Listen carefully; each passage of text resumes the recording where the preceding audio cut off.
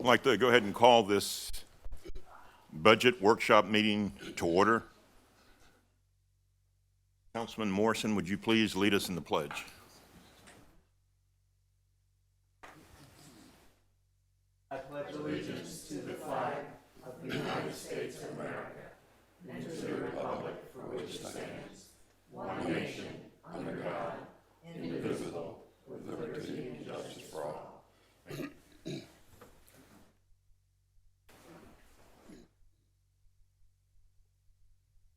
Madam Clerk, would you please lead us in the roll call?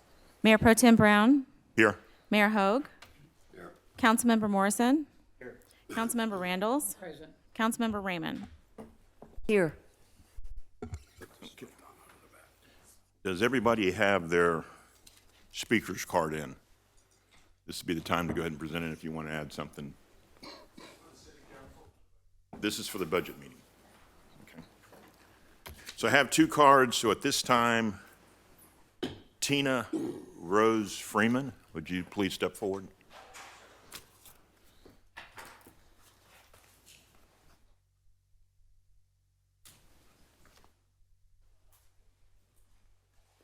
Hi, my name is Tina Rose Freeman, and I live at 504 Fillmore, and I'm the president of our HOA association, and I'm here on their behalf.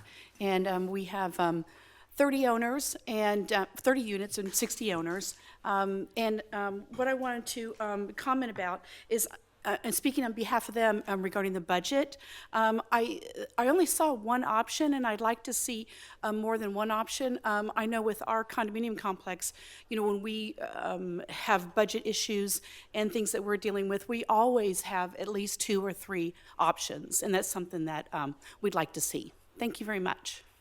Okay, thank you. Next, we have Sarah Hodge and Bill Hodge. Does Sarah want to go first? But anyway, Sarah Hodge. I'd like to schedule a workshop for the meeting for the budget because it needs to be heard by all the citizens and all the council all at once. And there are options other than the one, like Tina just said, that could have priority, and some of them are the walkable and bikeable paths to, you know, ensure safety, because I can't tell you how many near misses we've had in this city on bikes and pedestrians. And the A1 safety, crime issues, those are big, and flooding issues. We've got flooding every time we have a hurricane in our subdivision. It comes into our garage, almost every one. And we've got impacts from the hotels. There's a lot that, you know, needs to be considered on the budget. And it would be good to work it out with all the citizens that can come. We'd also like to have a schedule where people that work could come after 6 o'clock if possible. And I guess I still have a concern about the multi-generational facility. It still needs a workshop that people, I talk to a lot of people that still do not know about it. And, you know, we need to have the public view this and know exactly what's happening before we have the final vote. Thank you. Okay, Bill? Echo what she said. Okay.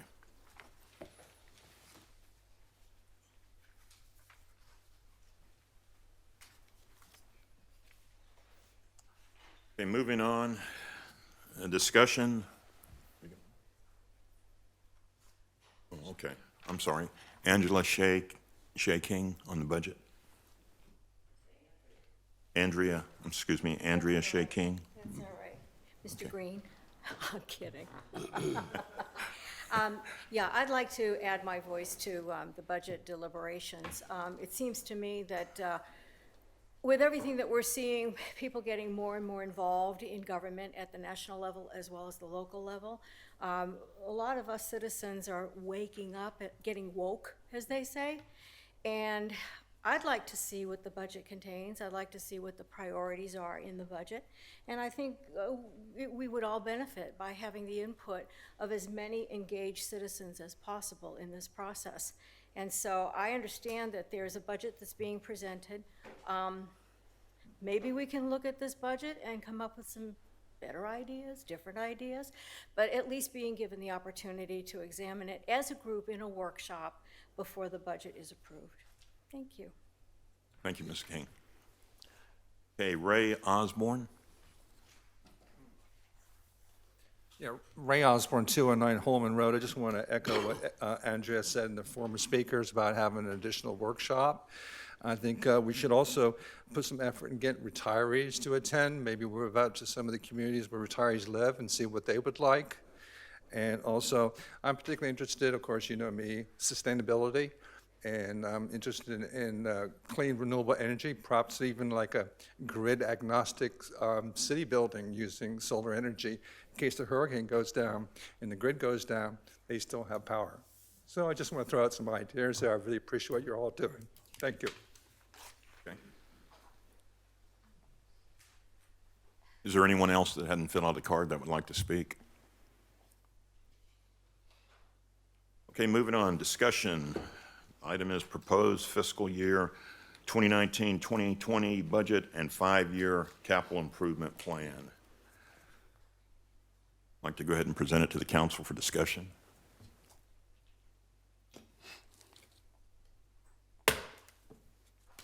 Councilman Raymond?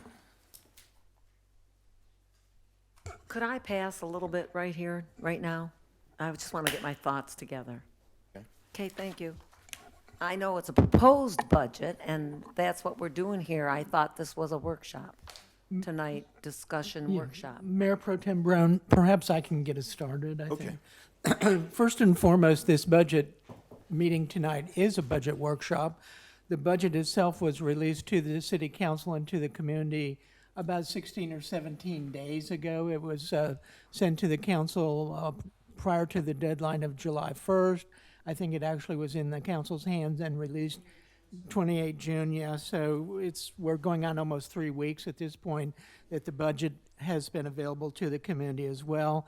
This budget reflects the city council's priorities that were established in a number of strategic planning retreats over the years. It deals with lagoon initiatives, also deals with hardening. It has a number of paving and drainage projects in it, continuing to upgrade the city's wastewater treatment plant, stormwater system. It has several $1 million in it for a paving program, a sidewalk program, our mobility program. There's a lot of bikeability, walkability, and overall mobility funds contained with the budget. Perhaps not everyone is aware that, once again, we're proposing a reduction in the city's millage rate. And I repeat, that's a reduction in the millage rate, not an increase. And so I think that this is a duly constituted workshop. Also, from an overall point of view, again, the budget is balanced. A reduction, if we look at our millage rate, again, is being lowered. Many of the cities around us perhaps are going with their same millage or actually increasing. In our case, once again, we're able to reduce the millage rate. It also takes advantage of CRA funding. A lot of the mobility projects and activities, the sidewalks and drainage projects and many, many others are contained within the Community Redevelopment Agency area, CRA. So it's what I would consider to be a very progressive budget. It's conservative in the sense that we're maximizing our resources and at the same time reducing the millage rate and therefore the cost to the community. It's another period of uncertainty because right now I think those that are following the federal government, we're not exactly sure what the Federal Reserve is going to do. I think there's a sense of feeling for those of us that track those kinds of things and subscribe to the Wall Street Journal that all of the talk and all the projections seem to indicate that there might be a slight reduction in the interest rate that is attached for investment federal funds and those kinds of things. But from the city's point of view, we're strengthening the city's financial position by increasing the dollars in the various reserve accounts. We self-fund our vehicles and equipment replacement program. We self-fund air condition and roofing replacement program. And the only thing that we really finance to any large degree is the multi-gen facility and the center across the street, the old city hall. That was financed at 2.05% interest rate for 10 years. And so we're building and rebuilding assets that in some cases have already lasted 50 years plus, and once again, we're extending their life out for another 50 years or more with only a financing at 10 years. And that's been paid down the last couple of years already. We might be mindful that the interest rate on those loans or that loan is basically tracks inflation or less. And it's a very, very attractive rate for those that still want to talk about the city hall and the fire station project and some improvements to the wastewater treatment plant. That interest rate was for 10 years at 1.99%. The monies that we do owe and have borrowed from the SRF program end up having an effective interest rate in the 1.6, 1.7% range when you add in all of the costs. So it's not like someone going out and, shall we say, blowing the wad on expensive financings. They're very conservative financings. For those that have a financial background, I think we'd be mindful that we use the concept of intergenerational financing, which means the community benefits from the project now. It's a long-term project. The buildings typically last 50, 60, 70 years plus if they're well cared for and longer. And we have the use of it now, and present and future generations that will actually benefit from the future down the road will be required to additionally pay their fair share for those costs. Unlike if you use cash, then that uses the dollars up now. And if you just look at an inflation rate of modestly 2%, you find out very quickly at the end of 10, 15 years or so, you're paying back in very cheap dollars as compared to what you actually built and established the asset for. From the city's overall point of view, the ad valorem tax revenue provides $4,564,569. That's the projection for the year. Yes, there are a number of other fees and charges that fall in the category of user fees and charges. And for those that take out a building permit, there's no reason that the general citizenry should pay for their neighbor's building permit through a subsidy. And so we've continued to move forward as the city with user fees and charges to try to capture and be fair about who pays for the overall costs of the city government. The CRA, in simple terms, it allows the city to receive the growth increment resulting from the additional tax value or the improvements to a property within the CRA area, and we get those county tax dollars paid over to us, and they pay the exact same amount in tax dollars to the city as the city does. So it ends up being a 50-50 kind of partnership in that regard. But if you look at the capital projects, you'll see very strong emphasis on the lagoon. We're just wrapping up the mast arm project with new mast arms on A1A. We continue to advocate for safety and improvements along A1A, and we'll be soon, once again, we adopted a resolution, I believe in February or March of this year. We'll be updating it now from a zero point of view to emphasize that we do not find any fatalities of any kind acceptable in our community to include A1A, and that'll be an initiative that goes forward. When you look at the fees and charges, again, you'll see that by and large the city of Cape Canaveral is among the lowest in Brevard County. I think from a service level point of view, I think even the reluctant to admit would have to acknowledge the fact that the city's level of service overall is of significant value, where response times with police, with fire, with the city departments itself, community services, we're very engaged and active in the community. and trying to be very inclusive as a community called Cape Canaveral. I think we have to understand that state and federal law will not allow us to discriminate against those that wish to locate in the city of Cape Canaveral. The state legislature continues to grant more and more property rights to the individuals and to the prerogatives to the state government, and home rule has been eroded for a number of years. And those that, or if we're really tracking that, some of the citizens might be shocked to know that your legislature this year said that your next door neighbor can cut down a tree without a city permit, and all he has to do or she has to do is talk to an arborist or a licensed landscape architect and say the tree presents a safety hazard in some form or fashion to the property or to the area, and the tree can be removed without any involvement whatsoever of the city.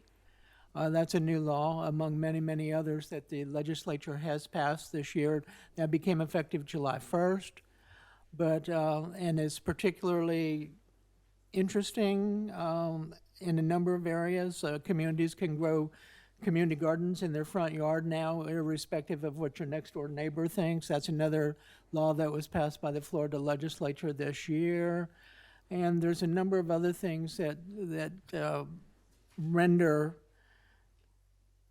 the city unable, not just the city, the county, and others, to effectively enforce the quality of life to some extent in the standards that exist in this particular community with respect to certain of those items. But we will be, we're very actively involved in sustainability and planning for the future. We've been through a number of community workshops about sustainability and the vulnerability and analysis. We received funding from the state and the federal government to help us develop the plan or the issues.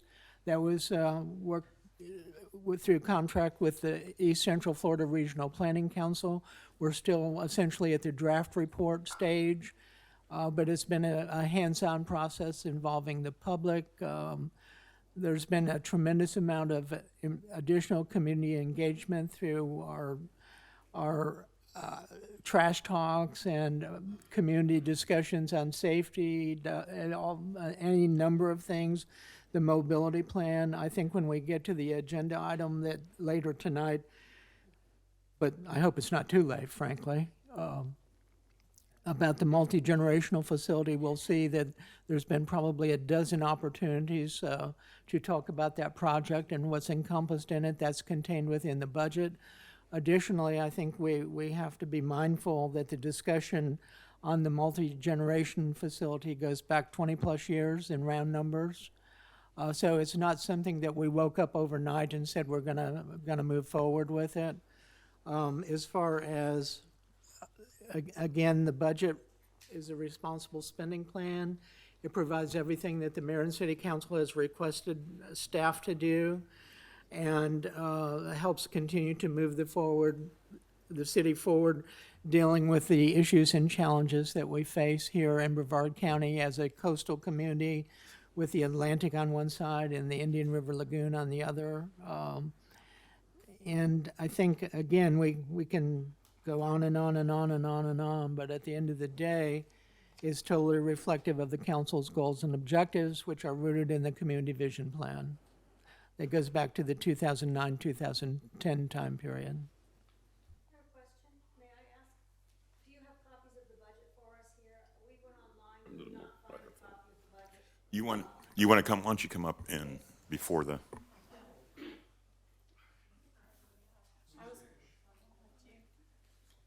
You have copies of the budget? no, I was just asking you to come forward Oh, and yes, speak. well, I'm sorry. Yeah, we're very interested in reading the budget, and We've there only wasn't- seen someone else's copy, but we'd like to. Yeah. The budget is online. No, it No, wasn't. it's not. Your website was down and we could not. We just checked it now. Josh, go We've ahead checked it for and the last clear, couple days. clear the record on that. Yeah, so it's been out for 17 days as it went out, but it went to Laserfish. The website has a link to Laserfish, and as the website was down over the weekend for migration, we put a link to Laserfish on every avenue we possibly could. Well, And we sent another email out Monday morning saying this is the way to access it. Actually, 2 emails on Monday. So if you're on the weekly update email list, I guess which we're not on your email list. We didn't get the email, and we didn't see anything about Laserfish. City We Facebook, did the search, Twitter? for the budget and that type of thing. We only saw someone else's copy. So is there a way we could have a copy? Did you- This is a workshop, right? yeah, no, I This is a understand. proposed budget. Whose copy did you see? They didn't contact Wait, us. wait, hold on, one person at a time talk to. Okay, go ahead. Go ahead. Well, my question was, if you saw someone's copy, they could have contacted We weren't me. at a You place where didn't we could make a Xerox contact- copy. We weren't at a facility where we could make a copy. They could have emailed us or called us or. Okay, can we? Well, we're here Messaged now. us? This is a workshop. This Can is we see a copy? Really, it's a moot point. You should have copies available for everybody here to examine the budget as we are going through this quote-unquote workshop, which our city manager has just spent the last 20 minutes giving us a monologue of all the wonderful things that are. Thank you for the compliment. Wait. We don't have a copy We- of it. Did you And come? if it's Well, a all right. So workshop, there you isn't a go. workshop We- a give and take kind of a thing? No. Okay, I'm sorry, No. I'm No. sorry, Mrs. Discussion. King, we don't have, that you weren't able to access a copy of it, but None we've of got us- to, none of yeah, us. but Does we've anyone got to, here have a copy? Oh, for crying out. No, you Oh, couldn't oh. find it either? No. yeah, okay. Well, I'm sorry, we've got to move forward. I'm sorry that you don't have one. This is what we're here. Yeah. This is our, Yeah. this is our right to participate. Yes. Well, We would like a copy. I understand that, and we don't have a copy for you. Joshua, You don't would you, have a We've got to copy go for ahead us. and, I'm gonna make copies. Okay. September, October, right? That's- if you you're look on the going- monitors, we'll go, you can see But where it's we're actually addressing What it. if we have some concerns about it? If there are not any further, no further questions, we've got to move forward, Mrs. King. And then I'm you're gonna sorry. vote on it despite our? no, no, no, no, We're not- ma'am. The budget goes through a public hearing process. There's 2 public hearings before the budget can remotely be adopted by the Right, city and council. before it goes through that process, we're here for the workshop. We took out time out of our day, out of our business, to come here and participate in a workshop. We've got to, I don't know why you're grinning. I mean, can't we just at least have a copy? Because it was not available online. It None was of us were available. able- It's been on available online for 17 days. ma'am, To the entire I feel community. for you, but we've got to move forward. We got a city council meeting And you after this. represent This us? is representative government? This is I'm sorry, if you could go ahead and have a seat, we've got to move forward. Thank you. unbelievable. You're welcome to look at mine. You're welcome to look at mine. But for the record, it is currently available on the website. It's certainly available on the If you don't website. have- We got a here, little workshop group over wanna- there, and we'll. If you want to look at mine, you can have mine, ma'am. You're welcome. You wanna look at them, look at them. That would help you. There you go. Okay, okay. Okay, we're going to go ahead and move forward.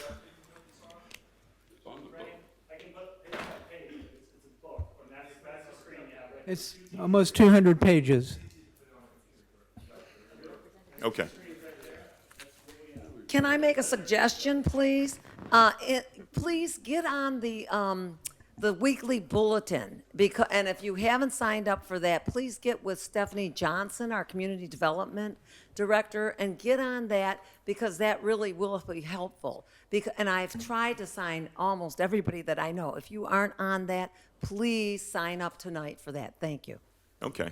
Moving forward, now we're open for discussion, proposed fiscal year 2019, 2020 budget and 5-year capital improvement plan. As far, Councilman? as far as specifics, I don't really have any specific questions. I think I've received the answers that I need. But the way that I feel about it, I feel that, again, it is progressive, as our city manager told us. And I think that most of the people that live in our city are very happy. We feel like we're getting a lot of services, and we still have our tax rate down, which we're very happy about. And it's progressive. I think that we're taking a good look at sustainability and resiliency. We're way ahead of so many of the other cities. I like the idea about the stormwater project that's going to be going on at Harbor Heights. I see the other projects for more capital improvement plans in certain areas that need it. And I think that's one good thing about the city of Cape Canaveral, is that when they see a need, we are addressing it as a community. And I think this is what we want. We want to make sure that our infrastructure is voted the best in Brevard County. And I feel like we are doing our best in Brevard County. I'm very proud of our city. Ladies, And we feel that we're progressive and you- proactive. can you keep it down a little bit? We're trying to conduct a meeting. Thank you. I think that we're moving ahead as a city, and this is what we want. And when the city needs to address something, all we need to do is call and see and have someone who is in charge of that particular area will address it. There are things that need to be done, but we also have to applaud the city for all the improvements that have been made in the last 5 years, the last 10 years. And everybody knows when you come down into the city from 528 and you get onto A1A, the improvements are great. And they've been great.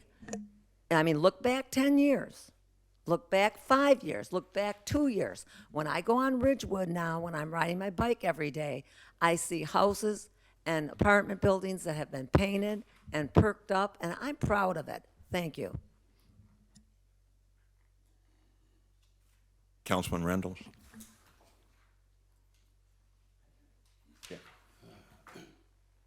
Well, I'll start. I guess the questions that I'd have would have been asked personally to the city manager, but weren't able to get together. Staff answered many of my questions. I have a question on page 1, if you turn me to the big start there, and directly to the city manager. Mr. Green, those 4 or 5 new manager positions, are they included in this budget? Yes, they are. They are, They are, yes, uh-huh. because I see the little dates June up here on the sheet, and I thought we just got the word July 1st. What you got, when you got it, it referred to it being effective July 1st. Is what it should be, but yes, those positions are contained and funded within the budget. That's the first start. I guess my second, that I was unable to get answered, finance director and Jeff and everybody answered. Most of them, except some that, and you've prepared the budget and I've gone through it page by page like most of us have. I guess I would have a concern, we have not set aside any great amount for reserves. And that takes me back to the years of, many years ago, when the first item that we would prepare in there was how much money are we gonna set aside for reserves? And, Mayor Hope can remember, and anybody in the audience, it probably goes back that far. We had another councilman, Buzz Petzel, so that was his first question, is before we authorize any expenditures, how much are we gonna set aside? And usually it was in the neighborhood of 300,000, 400,000 that went right first into the reserves. And that's why in 2010, we had managed to have reserves of over $12 million, according to the figures that they produced. Councilmember Randalls? Yes, sir. The budget has $500,000 in contingency, and that's essentially a reserve account. Additionally, we established additional funding. We added additional dollars into the capital depletion reserve. That's for equipment and facilities and those kinds of things. We replenished that substantially as well, and we have similar increases in reserves and contingencies throughout the budget in the respective funds. And we have an unobligated cash balance of 3.2 million, which exceeds the city's fiscal policy of 20%. We're at 22.9%. That means we have $3.2 million So that I'm if kinda God forbid confused something about this. happens. So that, just what we said there, we got almost $4 million. I mean, we're way over $4 million available for contingency and reserves, most of which cannot be touched Yeah. unless there's an emergency. So it's not fair to say that there's not a contingency or reserve or a safety margin when it's very significant. If I could go on with my question in the presentation, and I would take us to, only because we have a book in front of us, my little book shows page 96 of those of us that have it. And that's a very good, and one of the charts that many of us use quite frequently, page 96, talks about the history of the combined millage rates and levy. And through the city manager and the council's efforts, we have been able to lower property taxes 6 of the most recent 7 years. So something must be working, speaking for it.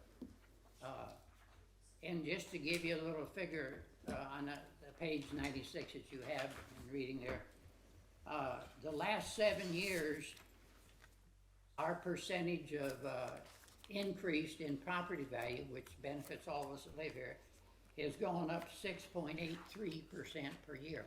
That is a lot. And what that equates to is that's an extra 47% more money that comes into the city. So we can afford to go back a little bit on the measurement of the rate, the millage rate, if the property value goes up, which we have no control over. So your home's worth quite a bit more. That has given us a big net increase of over $480,000 to work with over the year. The last figure I have here is in 2013. So we have had more money to work with, and it has been wisely spent. I agree with the council lady here. It has been spent. Things have been done that, going back to the many years when I have been here, we limped along, and we didn't spend the money that we had. That's how it accumulated to be real. It got in the reserves, it got saved, but when we needed an infrastructure, whether it was a sewer or a new truck or things, we didn't spend it because we held on to it. Maybe that was the right idea then, maybe it's the wrong idea, I don't know.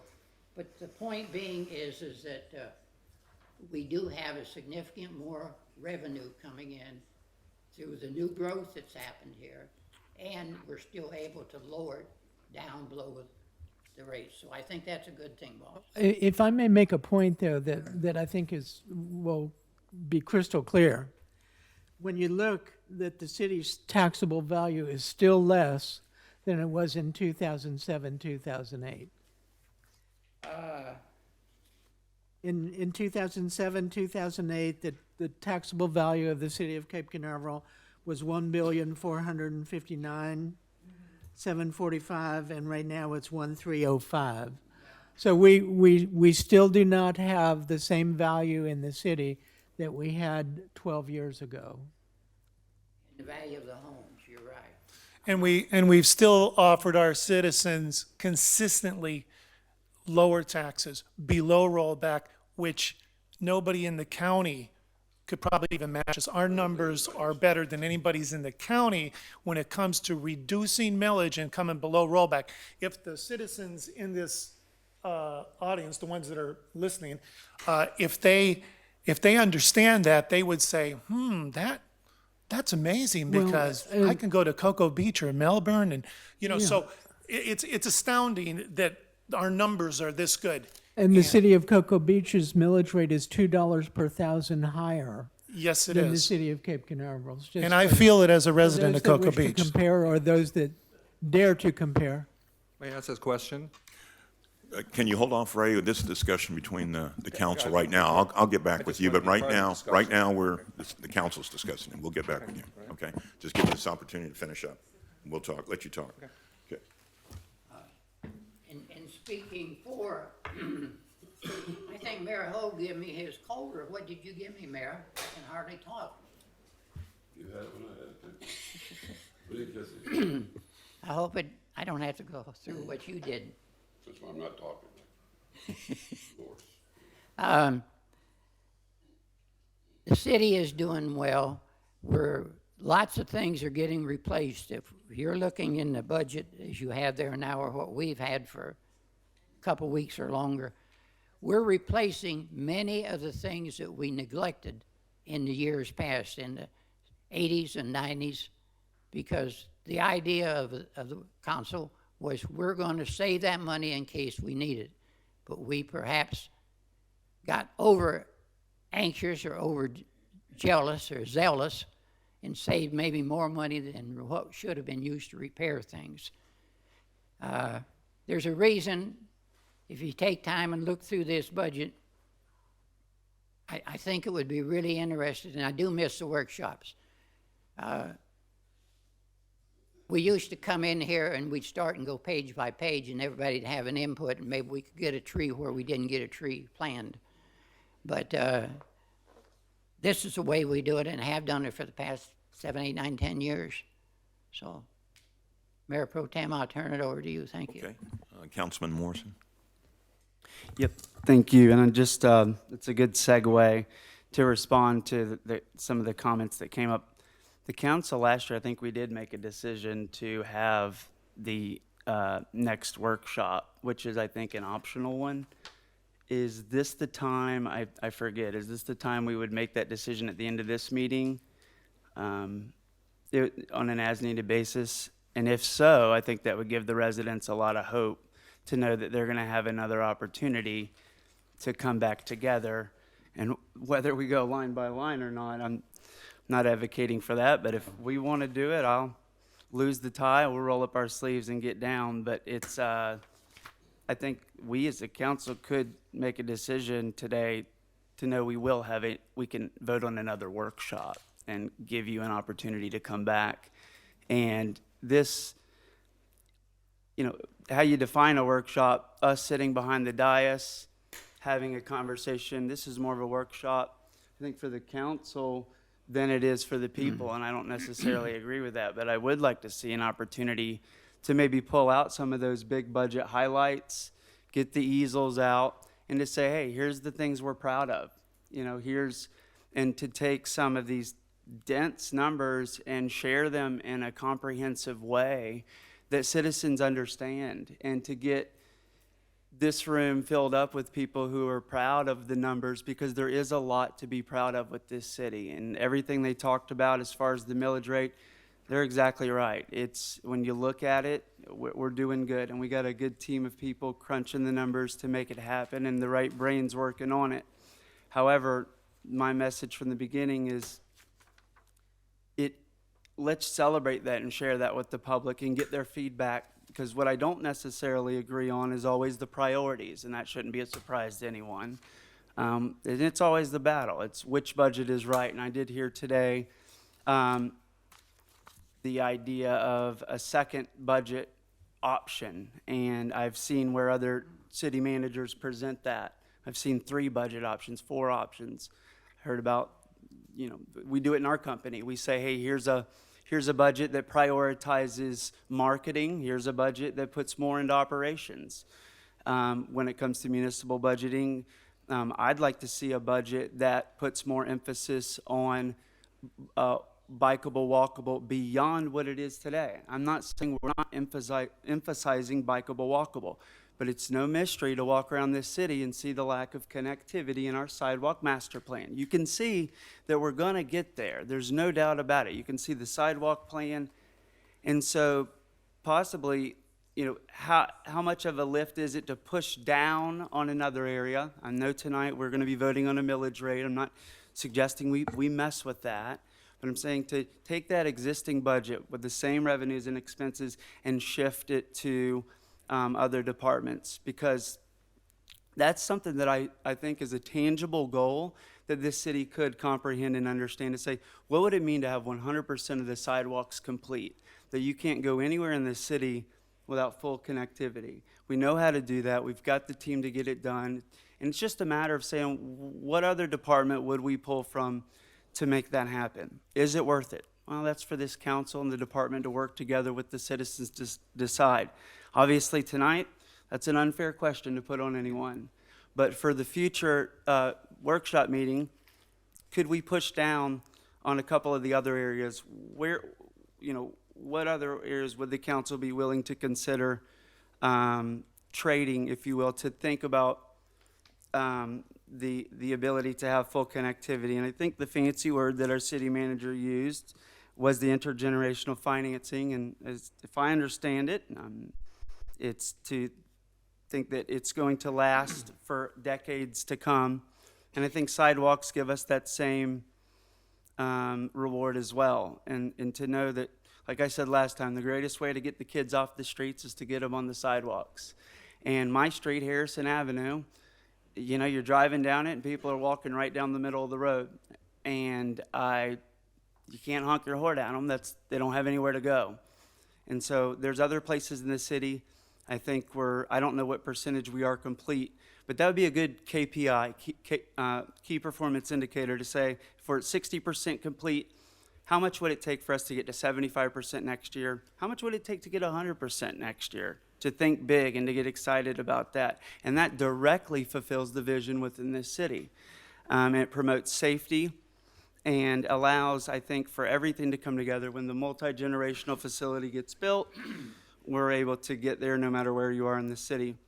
Another area that I'd like to see emphasized more to consider with this council is to say that 100% of the lights are working in the city.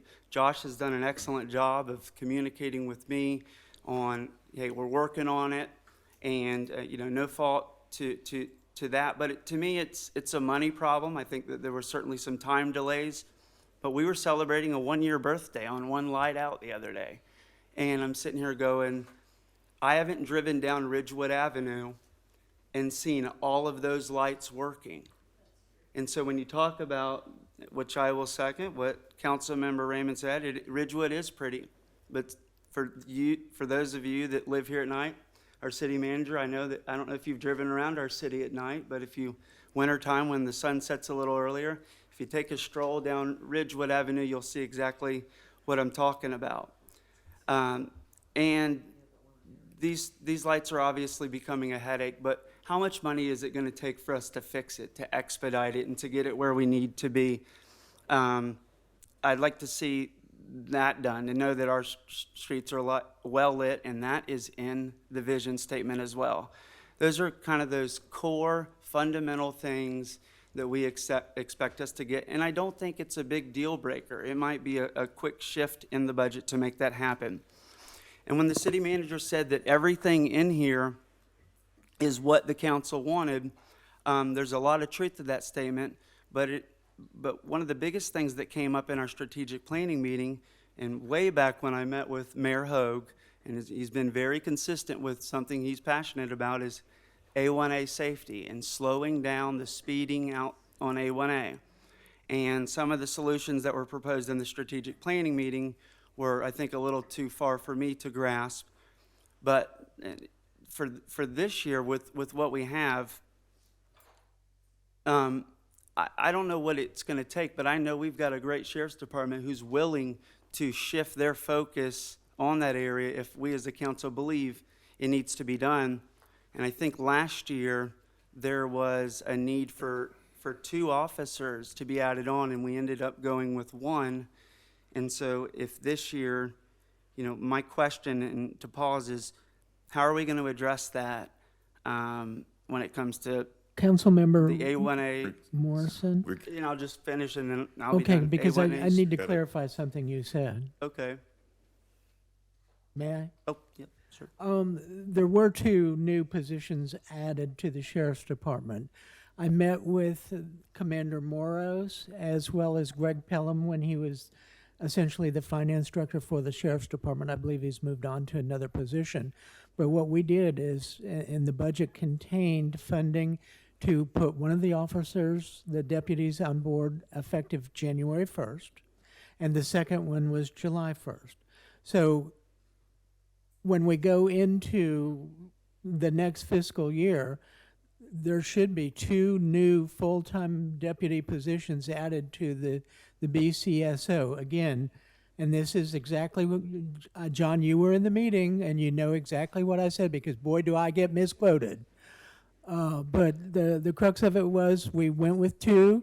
They really asked for 1, as I recall, or said they really wanted 1, and I upped it and said, well, let's do 2, but let's do it this way, 1 in January, because you need to have some time to go ahead and advertise, fill the position, go through the training, etc., and the FTO role here in Cape Canaveral to get familiar with the community. And then the other one was July, and that blended the cost. But this budget that we have has the 2 positions, as we did in the 18-19 fiscal year budget. And we seem to have some confusion about that, but that's exactly what was said. And that was confirmed by Commander Morris, Council, and Mr. Green. And it's I reflected in the typically don't go- 6% increase in the BCSO's contract too. Yeah. So all those little increases. So we got our 2 sheriffs that we needed in, And this year, they'll be totally full-time. Right. For the full 12 months. exactly what the public needs and what the public wants. Yeah. Okay. Are you finished, Councilman Morrison? Due to time restraint, we have a council meeting at 6 o'clock, so we need to kind of move it along. Only thing I like to say is there's no such thing as a perfect budget. I would think the budget that we have proposed, it looks pretty good to me. One of the public participants spoke on the waste management or stormwater, and I know the city is really taking initiative to have one of the best systems in Brevard County. And I hope that in the near future that the issues that she has will be addressed. But I like this budget. I think it's a good budget. I'm going to vote for it. I think just about every category is taken care of. And I'm going to go ahead and move forward to Mayor Hogue. And Mr. Mayor, you asked if I was finished, and I wasn't. I did have a question Can you? on the, and this is the point, I think, is we schedule these 5 o'clock workshops, and we put a council meeting right behind it, which creates this hard stop. This is a big budget, and I appreciate your tenacity to flow, and I'm not disagreeing with it, but do we vote here now to agree to a second workshop that the people has asked for today? Is this the time to do that? If so, I would, at the end, like to have enough time to make that motion and give council enough time to think about it. Thank you. Okay, Mayor Hogue, do you have? I don't, I'm sorry. I'm having a hard time speaking. I'm very hoarse, but I've been to this, looked at this budget, been through many of them for the city. And like has been said before, 5 years out of 7, we've been the lowest tax base in the county, other than some remote area cities. I don't know how much better you could get. I know you people are here for reasons, but I spent my time with the director, went through the budget. Yes, Mr. Randalls, when I was with him, he told me about the excessive amount of money we have. And I was surprised that you didn't know about it, but And I can't don't see any- apologize for the city having an excessive amount of money. I know, it's horrible to have to do that, but I don't want to talk too much, but I'm very happy with the budget. I'm happy that we have the extra deputies coming on patrol for the for the speeding problems that we got. I'm happy with the budget, so I have nothing to say. I'm sorry that I can't talk. I'll sit and listen. Probably a lot of people are very happy. Mr. Green, did you have anything else you need to add? I think something that the council could think about in response to Councilmember Morrison's concern, we have, I believe it's about $50,000 in funds in the CRA that could be reprogrammed into the mobility program for sidewalks. And I would say for sidewalks within the CRA area. Now, what that would do is it would solve a problem for us, because we recently found that the county is still concerned about what they call giveaway programs, essentially, Todd, and you can correct me gently if I'm wrong, but that they still have heartburn over assisting local businesses with facades and sign grants and those kinds of things. And I think we had about $50,000 in the CRA budget that could be immediately shifted over into that, and that would make it easier for the city and staff to deal with, starting with Commissioner Lober, and I think Tobiah and some of the others, because there's still some angst going on in the county involving some of the CRAs. I think definitely the one in Cocoa. I think also, Todd, correct me again, the one in Rockledge, I think, has raised some concerns. Galley, Melbourne. The phrase that they used was private enrichment. Yeah.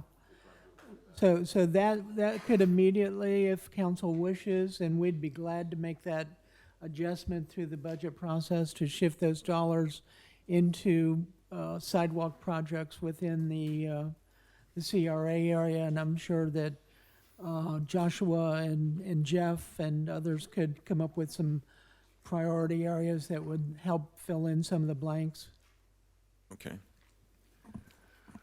Okay. I know I said something that, Mr. Osborne, do you have a quick second? I mean, we don't have time. You got, make it real short. Yeah, I just want to commend you. I think you guys are doing a great job, especially when you bring down the millage rate. And I was also interested in this VTA, where these companies put in, and you get like an extra tax income out of that. And I think that's kind of a good point, that we're getting businesses to pay for our city. And I just wondered, I was looking through the budget there, and just to make a suggestion, if there was pie charts or something like that, it would be helpful to express priorities with. There is a number of charts in the budget, right? Okay. And if you would contact Mia or Joshua, they would direct you to our website and our Laserfish, where the budget currently resides, available. Okay, great. That would be great. And if Wes gets, if you get this second workshop, maybe we can have some placards and show where the money's being spent with pie charts and things of that nature. But you did a great job. Thank you. Mayor Pro Tem, can I jump in for just a second, Mayor Pro Tem? I just wanted three things. The pie charts. We have ADA issues with some of the pie charts that we're putting in our graphs, or some of our pie charts and graphs that we're putting in our budget, because the technology out there to make them ADA accessible, which, as you've all seen the emails, is something we can't really do. It doesn't read it right. So there are a limited number of pie charts, but I'm sure something can be accommodated. As far as streetlights in the city, it is not money, it is time. They are 6 to 8 to 9 months out. Supplies, metal, hard to get. We have found a new contractor. It is a quarter of the price, and we are testing the lights as we speak at the plant and the dog park. If they work, we'll try them on Ridgewood. And the third thing, the website was down for 48 hours. And in that time, we put up 10 social media posts. It was on 3 weekly update emails.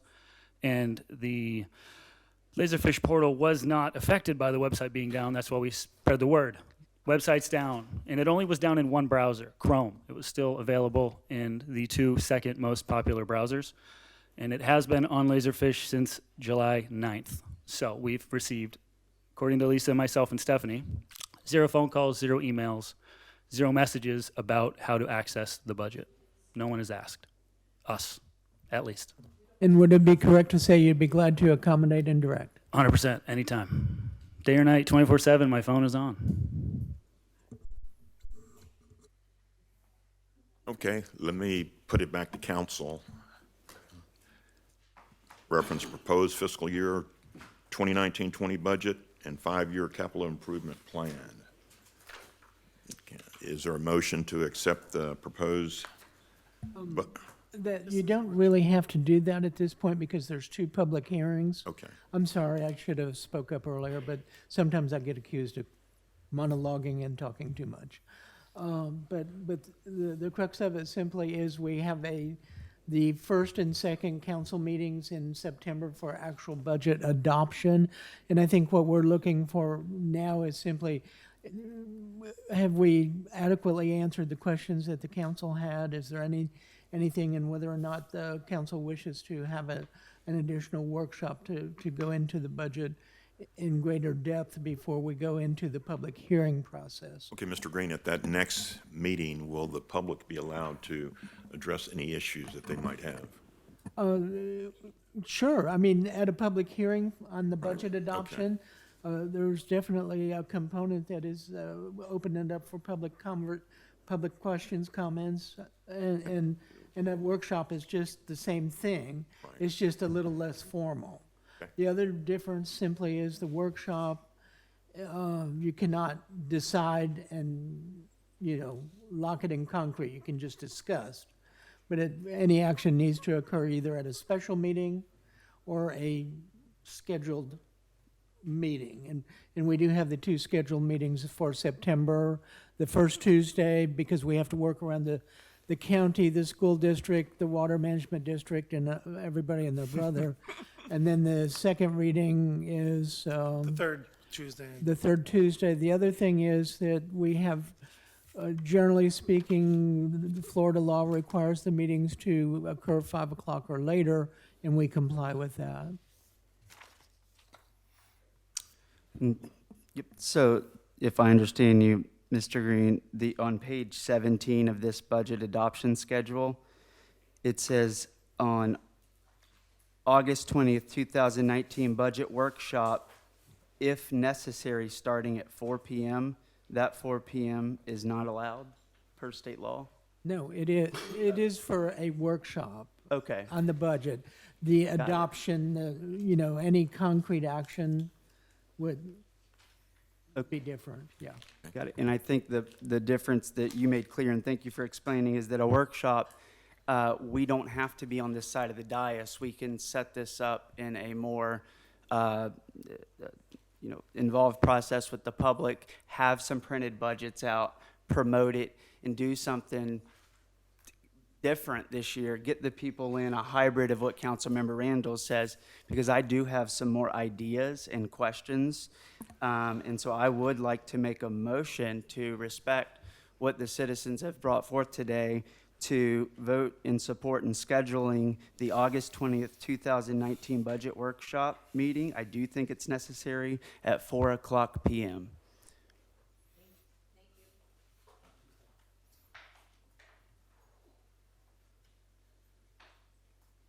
Mayor Pro Tem, are you looking for a second? Yeah, And, there is that a motion? That was your motion? Yes. Okay, Randall would second that motion. okay.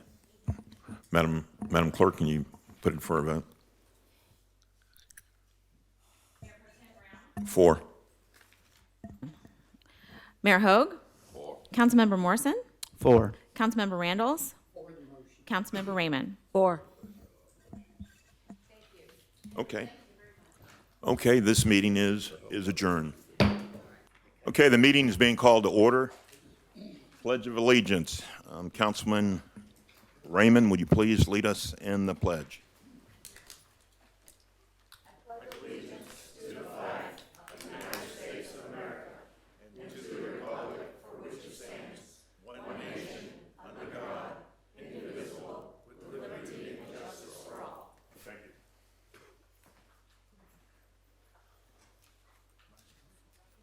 Madam Clerk, could you please conduct the roll? Mayor Pro Tem Brown? Here? Mayor Hogue? Councilmember Morrison? Here. Councilmember Randalls? Present. Councilmember Raymond? Here. Okay, at this time, we're going to do public participation. Has everybody filled out a speaker card that would like to speak? Okay. First, Mr. Ray Osborne, could you come forward to the podium and give us your address? Okay, it's Ray Osborne, 219 Holman Road here in Cape Canaveral, and I've lived here quite a few years. I'm a volunteer city historian as well. And I wrote this letter here, and I'm welcome to give you a copy here, but I see there's some changes after talking to Councilman Rocky about it, so I'll talk about that later. But I started off on dated July 16th, and I sent this to the mayor in email. Dear Mayor and honorable members of the City Council, I'm writing to you today with my concerns with our city and preserving the quality of life for the retirees that live here. I'm close to retirement now and not sure I want to live in the city anymore. It may be great for the tourism industry and for medium-sized businesses, but I feel the interests of the retirees who came here to live in the autumn of their years are being left behind. As a senior, or more commonly referred to as a boomer, I love the natural environment and especially concerned of what is left of it. To help with this, I want to see our city establish a historic district in my area of Holman Road as a way to remember the things the way they were before development. Among increasing property values, this would also help preserve the unique heritage of our community. Mayor Hogue and Councilmember Rocky Randalls recall many years ago with the previous city manager when I spoke about the merits of using mixed-use zoning. It seemed at the time that mixed use was getting traction. For whatever reason, it fell by the wayside for many years. I would like to reignite that vision and see that finally happen for the benefit of our community soon. And lastly, our legacy. I'd like the city to research and use the grant money it received wisely for the vulnerability study that has been talked about for close to a year now. We need to prepare the younger generations for what will happen in the future here in the home we call Cape Canaveral. Doing research now will better prepare them for to find the solutions for the near future. Sincerely, Ray Osborne. Okay. Thank you, Ray. We hope that you don't leave and hope that you stay. Well, it's kind of stressful, actually, because I was living in a really beautiful garden, like a Garden of Eden. And, you know, I came to you all and said, you know, we got this big new development with these cars in the air, electric vehicles, and it's getting very noisy. And I just asked for a simple thing like buffering, vegetative buffering. And I went to a meeting with several members here, and I asked them about it, and they said they can't do anything. You have to go to the developer. Right. And he said no. So we're getting a lot of sound from this Gulf and Gator thing. So it's really making our lives a little. We don't want to live here. Don't want to live on Holman. Okay. But I want to do something important before I leave. And I would really like to encourage a historic district. We have a beautiful area there. There's an archaeological site there. We made some amazing finds. And also to mix it with the vulnerability study. If we go to the water edge and learn how the Banana River is being affected by, climate change and erosion, I think we can help the landowners there. Okay. So it's a win-win for everybody. Thank you, Mr. Osborne. And I just hope, lastly, that some of these might be put into the budget vision of the workshop you're talking about. Okay. Thank you. Thank you. But you're doing a great job here. I'm really impressed with my city. I do love my city. Thank you. Okay. Mrs. Robin Parsons, would you please step forward and state your address, please? We live at 606 Shorewood Drive, and we live on the beach. We're very lucky to live on the beach, my husband and I, and because we do that, we clean up the beach a lot. Many people seem to think that the beach is an ashtray and trash can, and we clean up the beach. We also belong to the Sea Turtle Preservation Society, so we're cleaning it up also for our wildlife. And it's our choice to clean up the beach, but I will complain about the 4th of July. We had fireworks going off behind Shorewood, started a little after 8 o'clock. We tried to understand that some people like fireworks. We waited till 10 o'clock when my husband went out and talked to the people behind Shorewood who were setting them off. It was so loud, our daughter, who was called us from Pennsylvania, said, "What's going on there? I can hardly hear you. It's that loud." 10 o'clock, he went out and talked to the people, just 2 people, setting out the fireworks, and said, "It's illegal in this city to set off fireworks. You've got to stop. I'm going to go now call the sheriff's deputies." They blew them off. Called the sheriff's deputies. They were out within 30 minutes. This is not an emergency call. He said they had beach patrols. They would come and tell them to stop. 11:10, they stopped. So that was fine. It did stop, and it was very annoying. But we went out the next morning about 8:30 because we knew they weren't going to pick it up. I have to tell you, it took my husband and I working furiously for an hour and a half to pick up all of the debris. Almost 20 of some kind of rocket debris. And we had almost 200 of the round, maybe silver dollar-sized cardboard. Those are dangerous for sea turtles. They will think that's food and they will choke and die on it. Bless all the fish and the seabirds. They had to be picked up. So that was an hour and a half of our time. We normally clear from Shorewood the whole way down to the jetty. We could only clear Shorewood. We know there were people down at Solano who were also setting off fireworks. So I know those people weren't cited because they said they didn't know. They did know, we told them. So I know they aren't going to be cited if they said they didn't know, and as long as they comply immediately. But who has to pick up all this debris? And it must be picked up. Unfortunately, the next morning, my husband and I were already scheduled to pick up with the Sea Turtle Society to pick up at the park. So there we were the next morning again, Saturday morning, picking up debris at the park. Again, more debris from the fireworks. It's not just the booming noise, it's the debris that we residents who live along the beach and the Sea Turtle Society have to pick up. So again, it's not just the booming distraction. Sea turtle, or the debris. I just wanted to raise that concern. We need to work with maybe the HOAs in the area that live on the beach. Something has to be done more than what you already do, and I know you do a lot to bring it up to people's attention. about the fireworks being illegal. Okay. Thank you. Hey, we appreciate your dedication to going out on the beach and making it cleaner than what you found it as, and that you do it on a regular basis. And we will try to improve on the fireworks display and see what we can do to better educate the people as far as that aspect. Okay? Thank you. Thank you. Dennis Schultz, could you please come forward and state your address? My name is Dennis Schultz. I live at 561 Casabella Drive in Cape Canaveral. And I'm here today for people in the area who wanted to know what you people are, and you're either voted in or you're appointed. Now, I talked to me already. She told me she's appointed. Now, I'll go to you. Usually Anthony sits there. Are you appointed, Anthony appointed, or you're appointed? And are you hired by the city, or you voted in? Mr. Green, are you voted in or you hired? He's not an elected official. No, he's not. Okay. He's not elected official. Mr. Hogue, did I pronounce it properly? Hogue, are you elected official or you voted in? Sit here if I wasn't voted. You voted in. And you plan on going another term? Okay. Mr. Brown, you are voted in? Yes, and I plan on doing another term. And you plan on doing another term? Okay.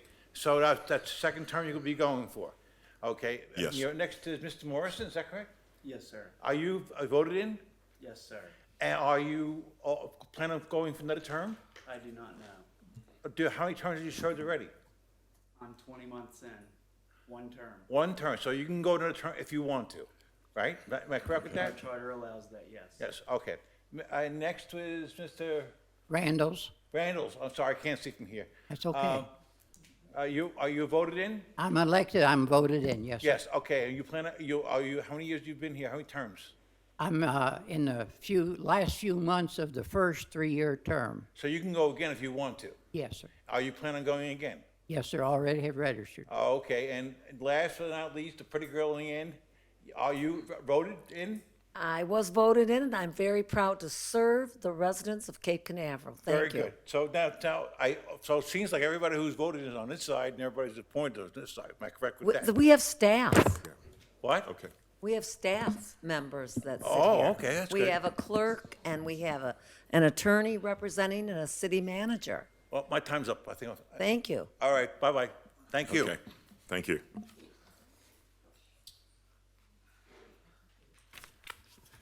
Anyone else for public participation? I have one for Mrs. Zucker, but that's when we go to consent agenda. Presentation and interviews. First presentation and proclamation will be a presentation to the members of the Brevard County Historical Commission. Would you please come forward at this time?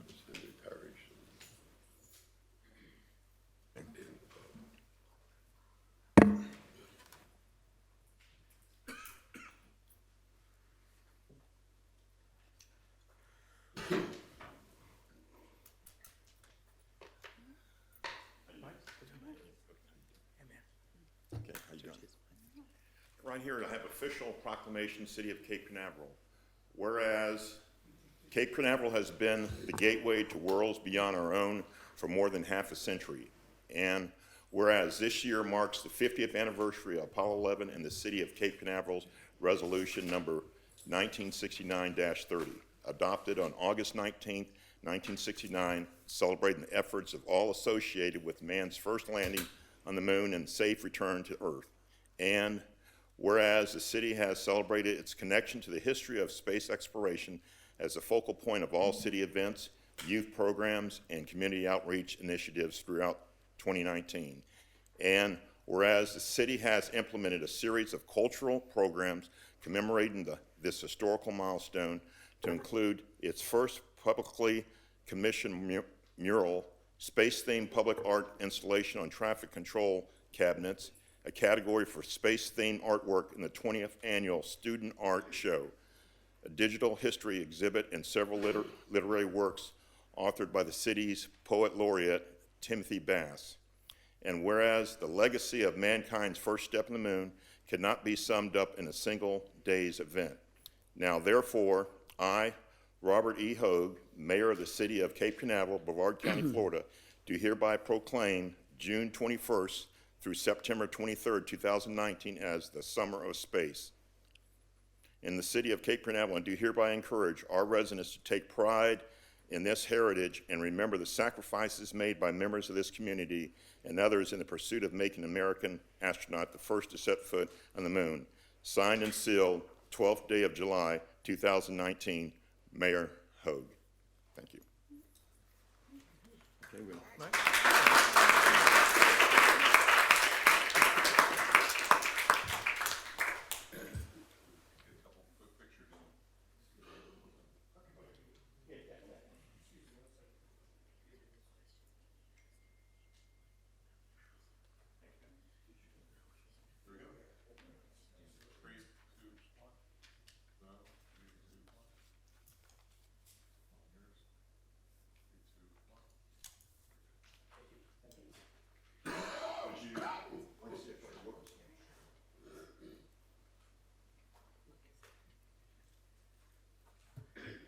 Mayor and council, you got a great building.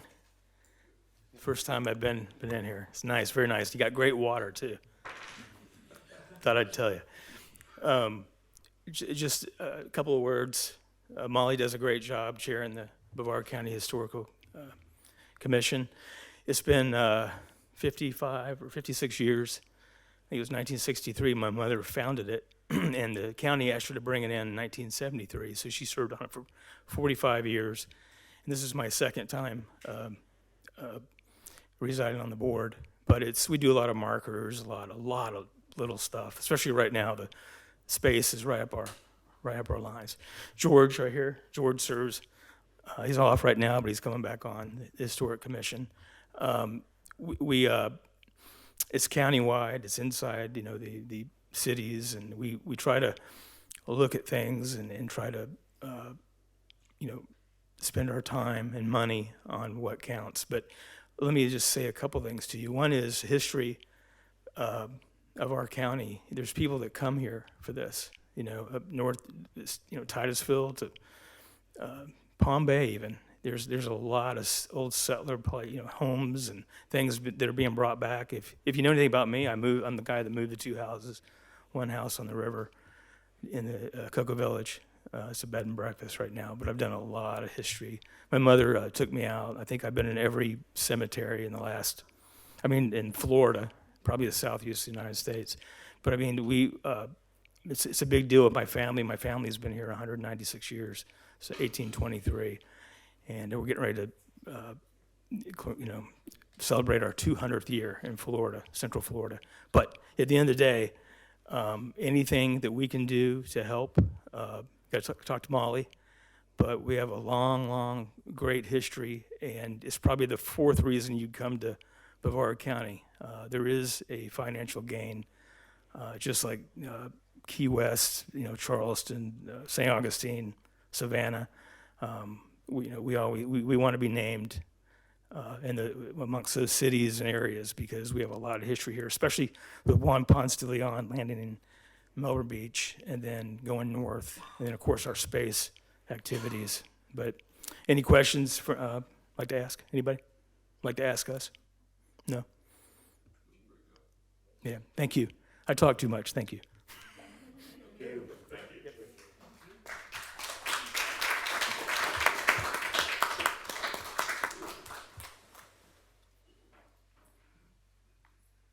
Our second presentation will be one of our own presentation, Advanced Institute for Elected Municipal Official Certificate of Completion to Council Member Angela Raymond. Will you step forward, please?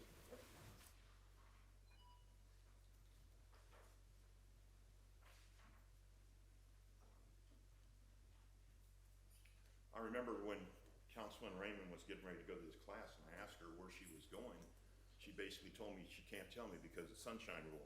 I said, you can't tell me when you're going to our class? That's true. Let me go ahead and read it. Advanced Institute for Elected Municipal Officials, Certificate of Completion, April 12th through 13th, 2019, Tampa, Florida, awarded to Councilman Angela Raymond, City of Cape Canaveral. And let me go ahead and read. This is dated June 13, 2019. Councilman Angela Raymond, the Honorable Councilman Angela Raymond, on behalf of John Scott Daly, Florida Institute of Government, and the Florida League of Cities, I am pleased to award this certificate to you for completion of the Advanced Institute for Elected Municipal Officials in Tampa on April 12th through 13th. It is our sincere hope that you found the program and challenging and worthwhile. We encourage you to take advantage of other training opportunities through FLC University and Institute of Government. We also invite you to register for the next offering of IEMO free, the Leadership Challenge, when registration falls in the fall. We strongly believe that your attendance at the Advanced Institute is indicative of your continued commitment to improving the quality of municipal government in Florida. If we may be of any assistance in the future, please do not hesitate to call us. Lynn S. Tipton, Director, FLEC, University of Florida League of Cities. Congratulations.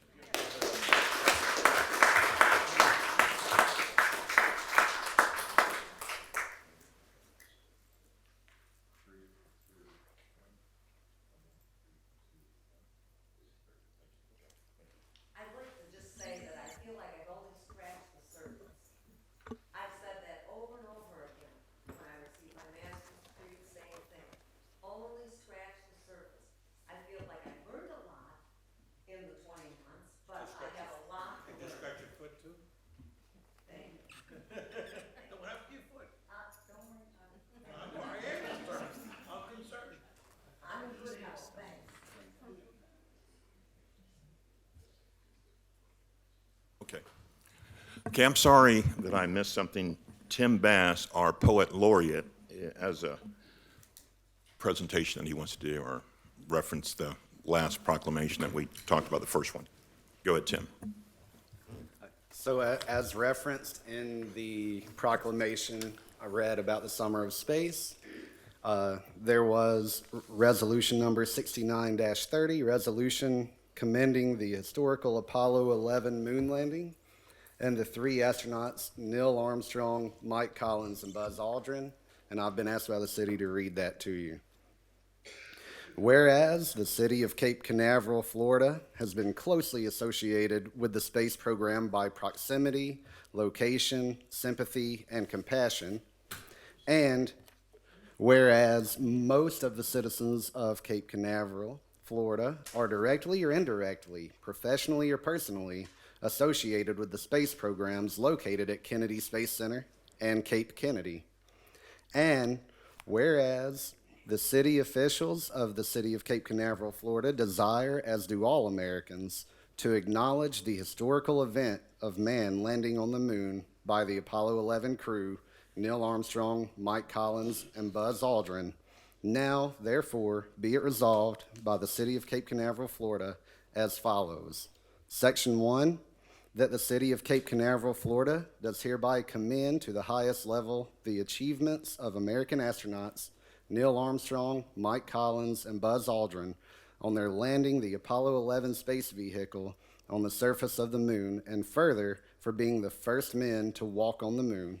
And Section 2, the city of Cape Canaveral, Florida, as a measure of its heartfelt thanks to the said astronauts, does hereby invite each and all of them and their families to be a guest in the city.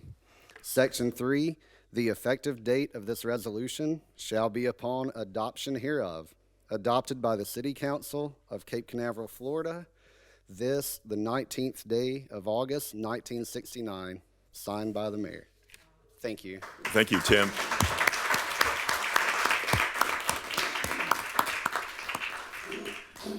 Thank you, Tim.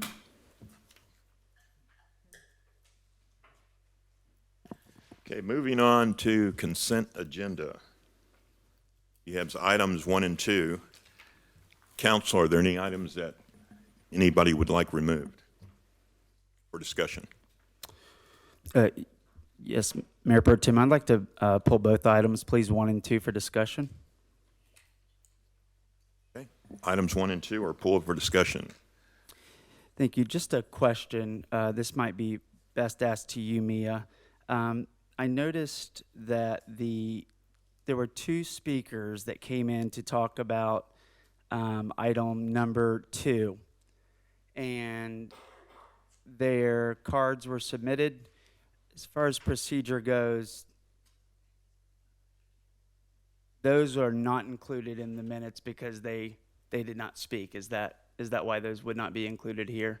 Just as a point, let the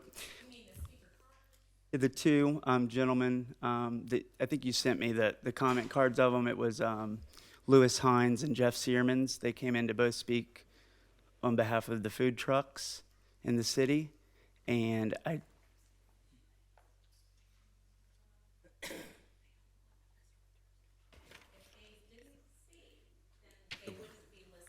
okay, thank you.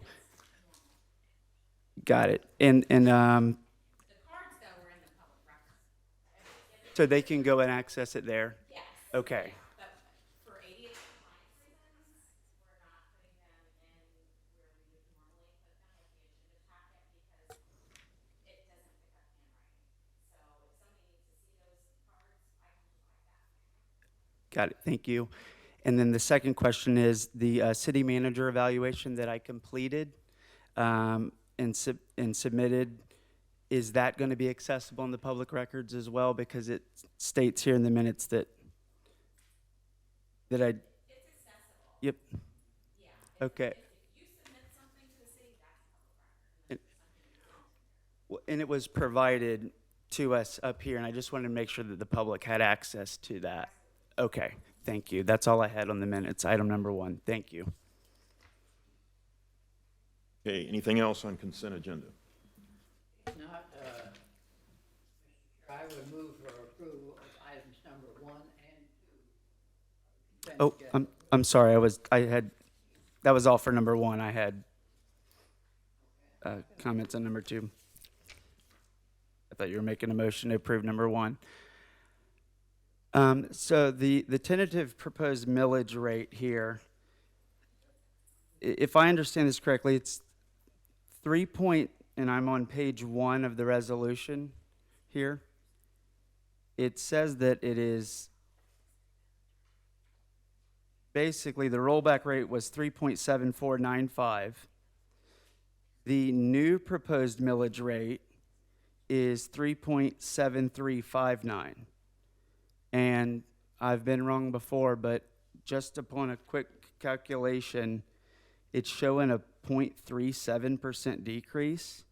And it's, 4 numbers right to the decimal on the millage rates, but on this one, how did we get to 0.37%? It's, and for advertising purposes and to make sure I'm calculating 0.36%. And I would hate to just know that if we were off a point, that would be false advertising and we'd have to come back and do this again and not be in compliance of some sort. Is my math incorrect, or the number that I got 4 digits to the right is 0.3627, and I don't know how we'd round that up to 0.37%.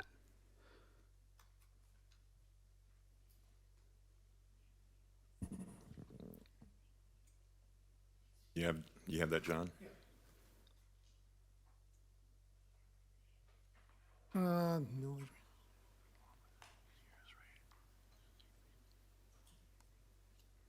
It's the, let me, I'll do the math for you and then, so you can see how the 0.37 comes up. I'll just need the.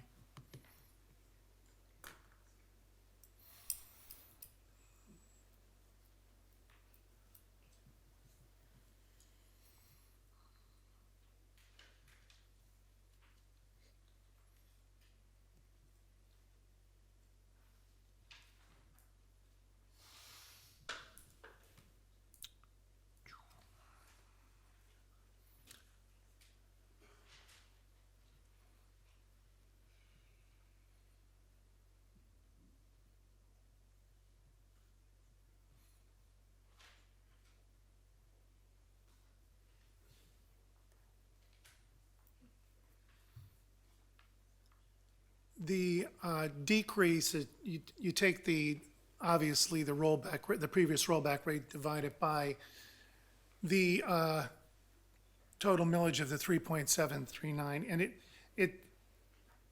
that 0.37 is rounded.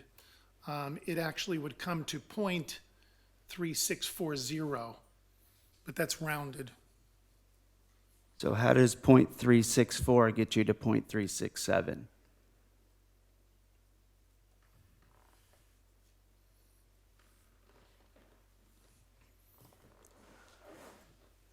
when this was computed, it probably was done with less decimal points, so it wasn't done with 6 or 7 decimal points, it might have been done with 2. So, but I mean, if council's recommending that this thing be corrected to .3640 or 3.364, that could be done. It doesn't seem like it would be a substantial change. It's not a substantial Yeah, change, and I will also go to the memo that we provided council, and, which we just received, just previously, and this happens, the additional updates obtained from the Brevard Property Appraiser's Office regarding new construction may affect the overall gross taxable value. And the reason I say that is that there will be a change to this, which will even make the millage rate probably lower. But at the time that this was done, you know, the Property Appraiser's Office is going to be changing things as we go along. This memo also includes that council and for whoever looks at this, important notes that anything as far as the millage rate or even the state shared revenues or revenues and expenditures may require additional adjustments as we move forward. So the 0.37 as opposed to the 0.3640567, it could be a tad off. And it could, you know, that could cost the citizens maybe, I don't know, 8-9 cents, maybe 12 cents, I don't know. Let me be sure I understand this. The whole purpose of this is to say that our millage will not be higher than 3.7359. That's as high as the millage can be set. That's correct. Under law, we're not allowed to go higher than that, but we can go lower. We can go than that. lower. And based on what I just said, we probably will go lower. When we get the final number. When we get the final number, we will go lower. And that will be what will be as part of the budget adoption process. Absolutely. This is preliminary. Absolutely. And until we get to September 3rd and we have the first budget hearing, there'll be a number of things that change in the budget, but they won't change dramatically. But in most cases, they will change to benefit the city of Cape Canaveral and its citizens, and the millage will actually be, it won't be a tremendous amount lower, but it will be lower. And you could put that on the record, Mia, for me, okay? So the .37, this millage represents a rate below previous year's rate of .37 decrease below the rollback of 3.7495. These numbers, even the previous one, could be carried out 10 spaces. So could the number read .3640? Yes, it can. Well, I think it is that number for now. And it reads .37. Now I could go back and look at all hold on. these numbers. But it doesn't read .37. It .37, 0.37%, as opposed to .3604% or .3640%. Math was my weakest subject, but that doesn't make any sense to me. Yeah. Well, what makes sense is it's possible that this number is off by .005. Well, but you can't round up from, right, and you can't get from .364 to .367. No, you cannot. No, you and you're cannot. saying that- No, you okay. cannot. I just want to make that clear that, Yeah. Well, that there's an error here. It's not a substantial error, I don't think, and this could change if I understand you correctly, but there was you know what caught my eye? There was no zero, and I go 37% decrease. .37. Well, I know, that's my whole point. It goes 37. But I appreciate you making the So- distinction. I do appreciate you making the distinction on that number, And it was And I mean, we zero- could sit here and We're talk talking about about 8 this for cent. an hour. Yeah, we're talking But, about I 8 cent mean, basically. I think the council, I think we need to move on. I understand that you caught something and it It's might not be 8 about- cents, but let's go ahead and move If I forward. could finish, I'd appreciate it. And what I'm saying is, as long as we're not going to advertise, right, anything that says we're okay. I mean, as soon as we start These- putting Florida Today, it just takes one citizen No, to no, go, no, no. These things are not, we don't advertise until it's a hearing. This is nothing more than council agreeing to, like the city manager said, the 3.7359 number. And if you do, then the only thing we can do is adjust the number down, Thank you. which it will be. That was all I had, Okay. and I am very excited about that millage rate, so thank you all. But Councilman Morrison, I will just say that, I could go back and check this number, maybe if I bring it out, the previous millage rate out, 8 or 9 numbers and divide it by the other number, it may come out to 0.37. And I think that's what I believe I did. I just decreased the amount of decimals. But, I could put 10 decimal, 12 decimals in here if anybody wants me to. I'd be happy to do that. Okay, I think anything else on the consent agenda? Mr. Chair, if we are satisfied with those two items, then Randall's would move for approval of the consent agenda items, both 1 and 2. Do I have a second? I second it. Madam Clerk? Chairperson Brown? 4. Mayor Hogue? Councilmember Morrison? 4. Councilmember Randalls? For the motion. Councilmember Raymond? 4. Moving on to public hearings. Item number 3. Are we going to read that?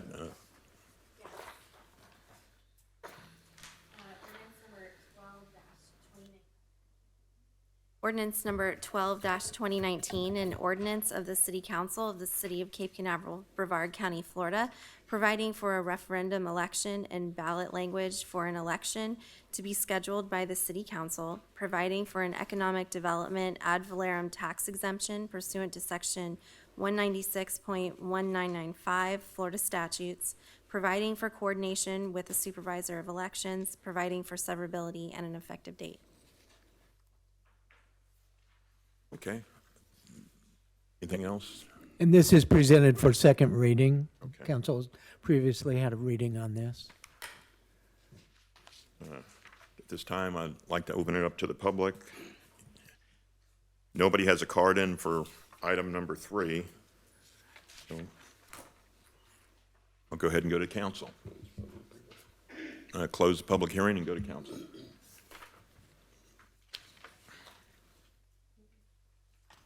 Councilman Raymond? Is that speed coming up there? Sir? Did you? Well, I think it's funny is that some of us don't quite understand this. I just wanted somebody to put it in layman's terms at all, that's all. Okay. Mr. Chair, if you're ready for a motion, Randall's will move to adopt. I think we're in discussion, sorry. What? To discussion. It's back to us for a discussion. Is there any discussion? I thought there was none. That was public hearing number 3. Okay, go Now, ahead. go ahead, if you have something you'd like to go ahead and bring up. Nope, Sure. I understand it. I do too. I understand it too. I just want to make sure I have another try at this question I asked last time for a ballpark number, an estimate, smiling. Is there anything you can give me as far as an estimate? We have a ballpark estimate based upon the preliminary numbers, Yes, sir. and that would be about $18,000 this year, meaning this tax year for the taxes that would be due on November 1st and would be, well, for an early pay, let me explain that, rather than later. It's a complicated process, but that's the approximate. This helped the company qualify for the county credit as well as the state targeted jobs credit. And it resulted in round numbers, CHSI creating moving its corporate headquarters from Virginia, I believe it was Reston, Virginia, to Cape Canaveral, Florida. There was already a CHSI presence here of about 250 employees or so. And over the course of the agreement period, they're to add an additional about 250 employees, as I recall. It's been a good business decision for the city. There is a firm that wants to move into the CHSI space, and they will add approximately 100 space-related jobs, and one of which I think will be at the senior vice president level. So when all is said and done, with a pretty straight face, this arrangement probably will result in about 350 new jobs in Cape Canaveral, in addition to a corporate headquarters. And I just want to back up and answer Ray's question in layman's terms. What we're voting on tonight is in 2009, this went out, and please correct me if I'm wrong, Todd, or whoever knows best. This went out to vote to the citizens. The city council approved a referendum for the citizens to vote on to give our economic development team here an economic tool, if you will, to attract businesses by discounting their millage rate, their ad valorem tax rate at some percentage negotiated. And with that, as Mr. Green explained, there's also county and state incentives as well. And so there are some expectations that's put on those companies as well to meet some performance measures that are defined in the contract. And jobs is probably the big highlight that everyone can understand as being the greatest return. And when they meet those, the money that ballpark, rough number, don't go running around say this because there's still some final numbers, is about $18,000 for CHS. And I do believe they're the only company out of the last 10 years since we've had this in place that's taken advantage of this tax rate, but we haven't actually paid out on that yet. And we are up to that expiration point of that 10-year exemption program. And so now it's before the council again to vote to put it back to the voters for a referendum. And I think it passed last time. About 56% of the citizens voted in support of it. So I believe if it passes tonight, it'll go on the November ballot as a referendum for the citizens to vote for. And in conclusion, I was and still am against this economic tool. And the reason why is I believe that this is a way to pick winners and losers in business. I think that if we're going to give a tax break to someone, we should give it to all the businesses and or the residents. And I do not think that $18,000, rough number, it could change, 20, 25, I don't think $50,000 was enough money to convince CHS to move here. I think sunshine, beautiful beaches, low crime rates, walkable, bikeable cities is the reason why people live here, because everyone in this room just about decided to live here, and all the other businesses made decisions to move here without it, but the voters will decide if we even let it get that far, which I'm not in support of, but that's as best as I can explain it to you, and also bundled in my comments. If I may add some additional information that will kind of categorize as what you might want to know, and that is that the core values to create jobs, right? Yes, it is.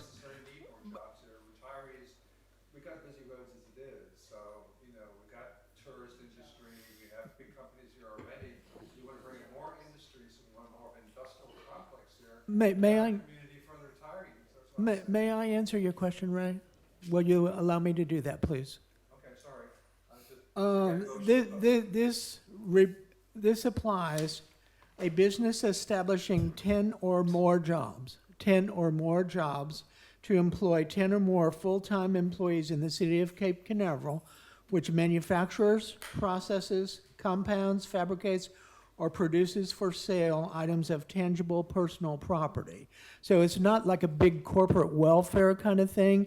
All you have to do is add 10 or more jobs to theoretically qualify for the program that we're asking the voters to vote on. Over and above that, there's other categories, 25 or more jobs, when it relates to essentially a business, a general business or an office environment, and there's other categories as well. So a relatively small business that wants to locate in Cape Canaveral or expand in Cape Canaveral. The actual dollar amount of the investment, this particular building, for those that remember, was kind of an old eyesore. It was a 50s or 60s building, and it's been renovated inside and out. The increased value of the renovation for preliminary taxable value purposes was about $2.5 million worth of investment into the city in the CRA on A1A. We,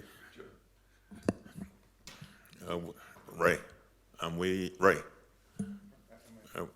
You can make it quick because you're out of, you had plenty of I just want to opportunity. establish that, the city council members are on board with this core value of increasing more jobs into our local area, rather than, looking at the retirees and thinking they may like to have like a quieter neighborhood, because we can't have both. We can't have like busy highways, and we got tourist industry as it is. And what about all the people that invest in the homes here, to enjoy their autumn years of their retirement? And I look to Rocky there, and I look to Bob. I know you work with other seniors too. Do you feel like your friends would want more business and more traffic congestion with all these new jobs coming in? I mean, those jobs coming in means employees and workers have to travel over here to get here too. So there's this other issue of gridlock and storm situations and things like that. So I'm just throwing that out there, and just like to hear from other council members. Even Ms. Raymond might want to comment about that. I've shared a few things about her on that. Do you want to see more jobs here, or do you want to see retirees enjoy a more peaceful environment? I think you have to look back at a little bit of the history. About 4 or 5 years ago, Bob Bodnar came, and he had a plan. He was going to call that building Port of Call.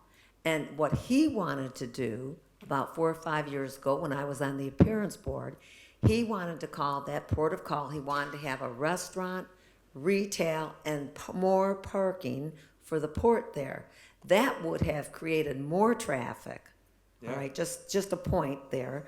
Then again, you have to understand, Ray, that one of our top priorities for the year that we discussed at length at our strategy meeting that we did, that was open to the public in March, and the first priority is A1A. And we are working diligently with the state. I'm going to the Transportation Policy Committee meeting once again. I have 3 meetings to go to before the December legislature starts. And I am going to the Transportation Policy Committee, and I use the term busy seaport. And we are out there, and we have other people out there trying to lobby for the changes with the state. And we will continue to do that. That's what we're doing. I'm sure it is. And it is a hot type. I'm very happy here in Cape Canaveral. I am Okay. too, and that's why We need I'm talking today about. Okay, Ray, we need to move on. Thank More you. jobs here. Okay. But anyway, though, Okay, no, we need to this, move on. this was Thank done. you for indulging me for the few minutes you did. Thank you.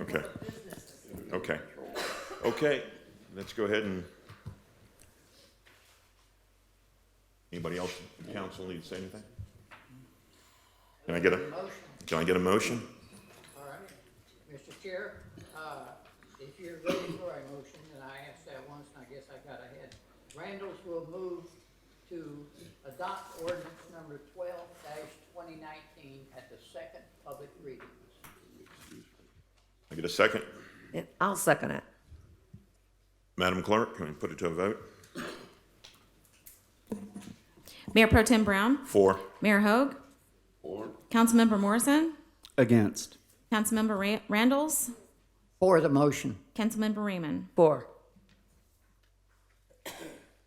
Okay, next we have items for action, and number 4, approved final design proposed by Architects RZ related to Phase 1 redevelopment Canaveral City Park, including Canaveral City Park's multi-generational facility, and requests for bids go forward.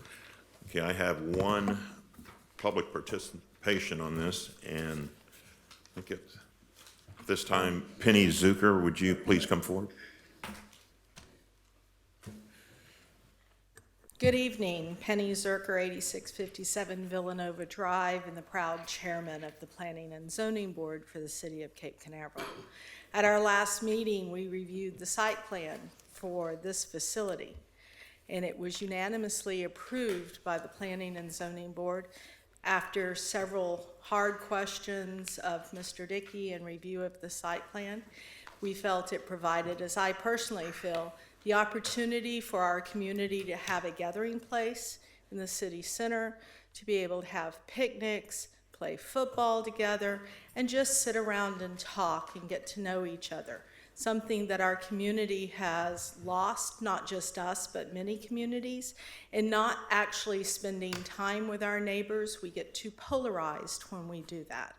So this facility is very vital for continuing the vision of this city and bringing us back to a united community where we can sit and have a place to discuss our differences and try to reach compromise and things to make us continue to grow. We are a very diverse city, from young to old, from working trades class to professionals to retirees. And it's important we continue to grow that for our city to be able to be the best it is. So I certainly encourage you to vote for this and approve it. The Planning and Zoning Council did, and we would like you to do the same. Thank you. Thank you, Ms. Zucker.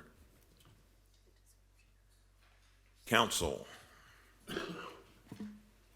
Okay. Open it up for discussion.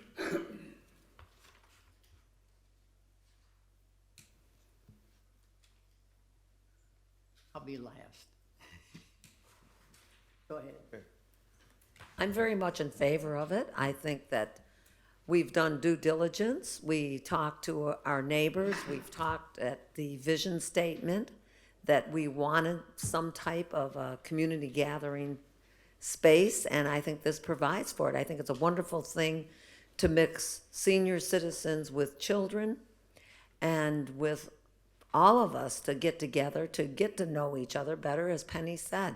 And I agree. I think it's a beautiful plan. I think this is just a jumping off starting point, and we can embellish it as much or as little as we choose to do so. And this is something that all of the residents really will get a great benefit out of now and in the future. We have to plan and think about our future and our future residents. It's a beautiful building. Again, it's something that we're all going to be proud of. Thank you.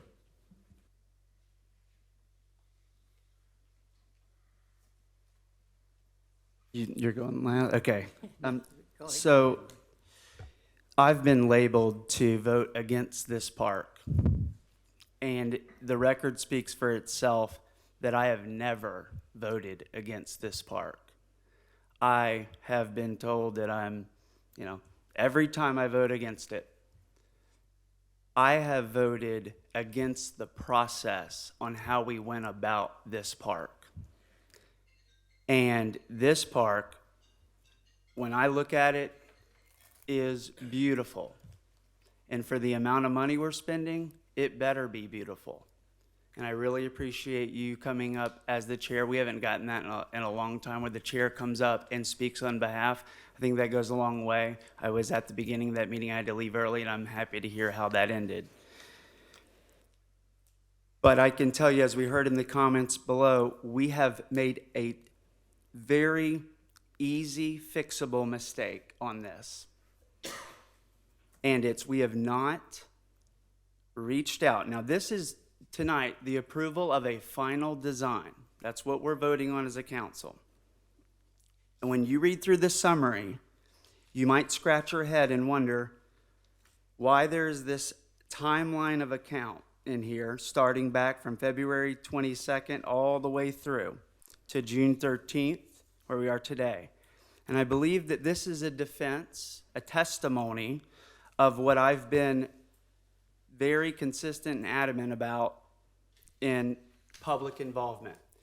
The frequency of opportunities to communicate that there's going to be a park happening 5, 6, 7, 8, I don't know. When phase 2, it might get up to be towards $10 million. Who knows when it's all said and done. Of this significance, arguably the biggest capital project, probably in, cultural leisure services, definitely in the history of our city. The frequency of opportunities has been there. There's been opportunities, publicly advertised meet. You can go through all of them. You put it up on City Hall, we're gonna have a meeting. We're gonna, just like the budget meeting. You could have went to the website, downloaded the city budget. But as Councilmember Raymond says, we wanna be proactive. And being proactive is to think about, how do I get that budget into people's hands? How do I get this design into people's hands? And we've got community updates, city website, and the other areas that you go down here and you see where it was communicated throughout the public. And I have not seen what I believe for a project that will be roughly $5 million, and I could be in the ballpark. For a city of 10,000 people, a $5 million project, why are we not taking $5,000, which is a fraction of the cost, built into the project budget? Why did we not take $5,000, make a 50-cent postcard, and said, there's going to be a park, we are holding a workshop, or not, just communicate and distribute to every mailbox in Cape Canaveral for $5,000 on $5 million. So that means we got to build a $95,000 project. And from the preliminary design, I asked for a workshop. It was unanimously voted down. I asked for, in the RZK design contract, to say, I don't see a place in here to involve the public. Now, Councilmember Raymond, you said the residents are going to love this. Yeah, we have And workshops. what I'm, let me finish. We have Come on, 3, let's- I think, I believe. Let's wrap it up, come on. Why? I mean, that's your. Why do I need come to on, wrap it up? Come on, because you're repeating yourself about 10 times. Let's go. Point of order. Point of order. If you want to hurry up, I got 10 people telling me and the citizens to slow down. I had a gentleman just speak up right there who said, I don't understand what you guys are voting on. And I think that is true for this. There are citizens who know about this, but the vast majority of the citizens in this community do not know about this final design right here that we're about to vote on at this moment. This final design. And for $5,000, we could have it in the mail by the end of the week. It could be in their mailboxes in a couple of days. The workshop could be scheduled, well attended. You know it'll fill this room up. It would be packed. And we could celebrate and share with easels. The citizens have not seen the interior of this building. The citizens have had the opportunity to see the interior. Go on the website, navigate through the new website, try to find Laserfish. Raise your hand if you went on the website and you had trouble navigating it. Okay? Yeah, come on. It's been Let's there. Let's move on. Point of order. I'm in no violation of Robert's Rules of Order, and your interruption, in fact, may be. But when we go through this with the public and get feedback, why is that such a laughable, ridiculous I'm just saying, idea? you already said We've that. had Keep meetings going. on this, multiple meetings. Well, I know, but this is a new, I'm not this going is, to speak very much, but if people don't. point of order, Mayor. You are interrupting me, and you do not have a I'll grounds. interrupt you. If I can You're point to the asking a question, attorney, I'm gonna does he have grounds to interrupt me? You asked a question and I'm answering it. I'm You asked asking. why we're laughing. Why we're not laughing. I'm not laughing at you. I'm not laughing. I just think you're grandstanding is what you're doing in my book. I'm not What I grandstanding. call it grandstanding. No, sir. So Everybody this had is an what you do, Mayor. This is what you We've do, had is you, meetings. excuse me, I'd like to finish. I'd like to I finish. went to the meetings. I'd like to There was- finish. There wasn't anybody in the audience. Mr. Everybody Mayor, you will wants have to your know why time. We didn't have meetings. You will have your time. Wrap it I'm up. not Let's gonna go. stand up for this anymore. These type of politics is not right, Well- and you can call it grandstanding all you want. You're My grandstanding. heart right now is to give the citizens an opportunity They've had an opportunity. No, sir. To come in here, and if we can just I went to the meeting, get they back. weren't there. Of You were course, I'm there, gonna they weren't finish. Excuse me. Why didn't you run I it? will wait. I will wait until we're ready for me to start back. Well, I'm not ready for you to start back. Thank you. Well, I'm sure you don't. I've heard enough. So back at it.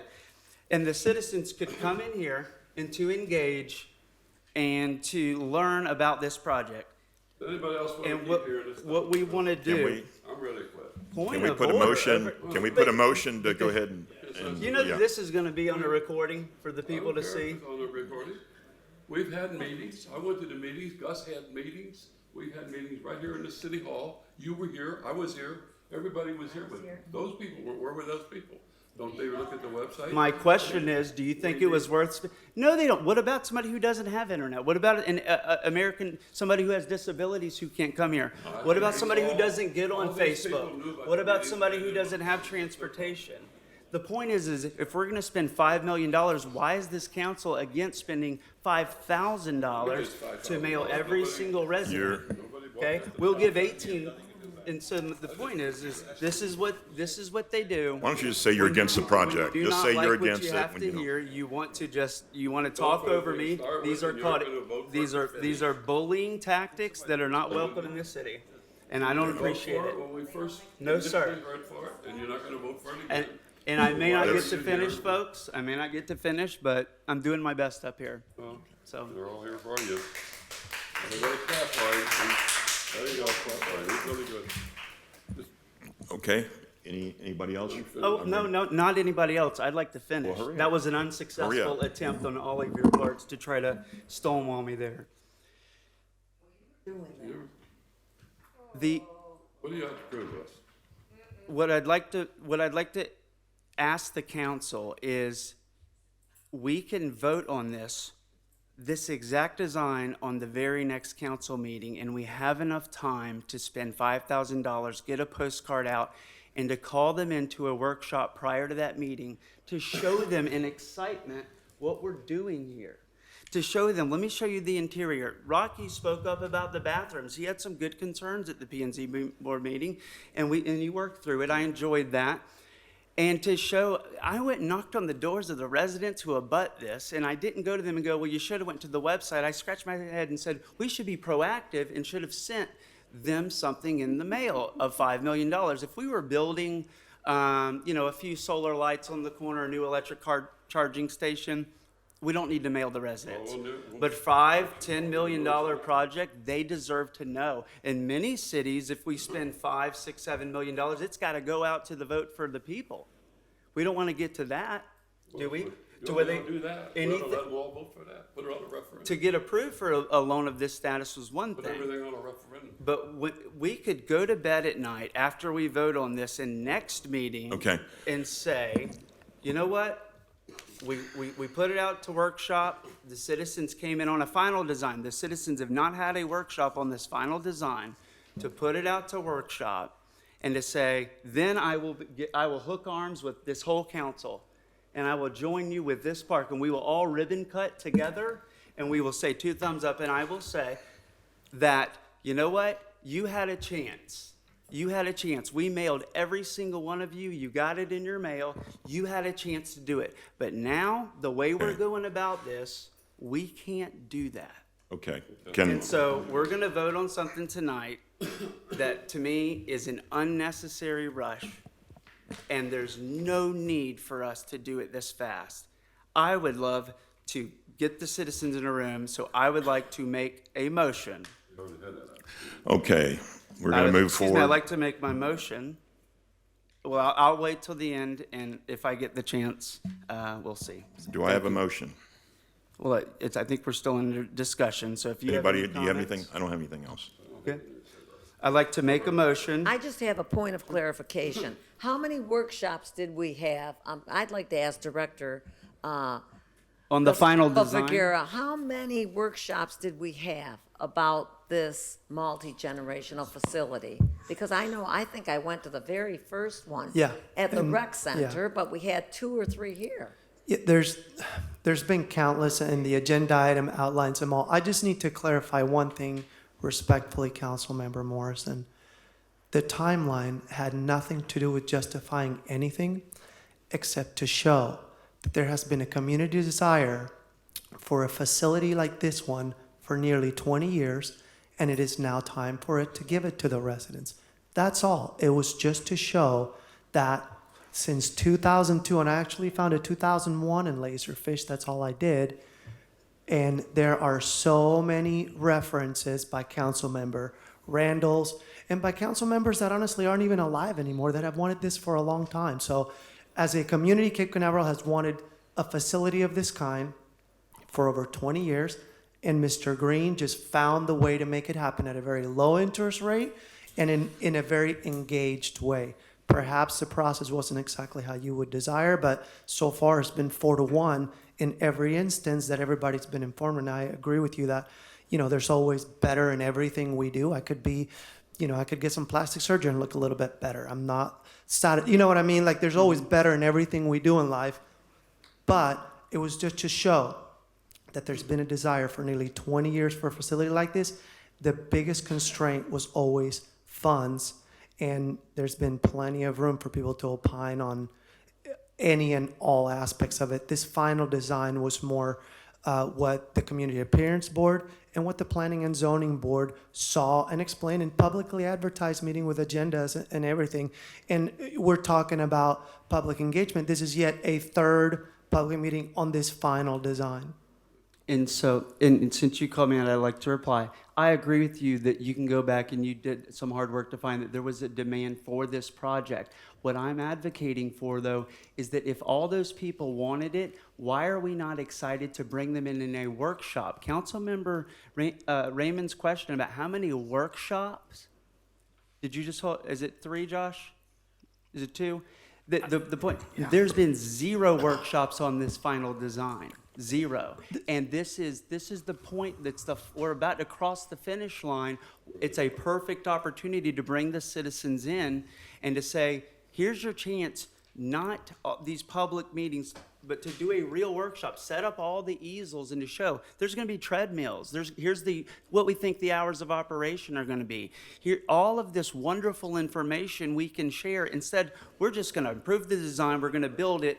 And I guarantee you, there's going to be consequences for that, and we can mitigate that. I'm in agreement with you. I'm in 100% agreement. The citizens want this. Let's show them what it looks like. I wanted a car at one point, but I wanted to see what it looked like. And I know what I'm asking about doing more isn't lavish. It's not. It's a reasonable measure. Okay, council.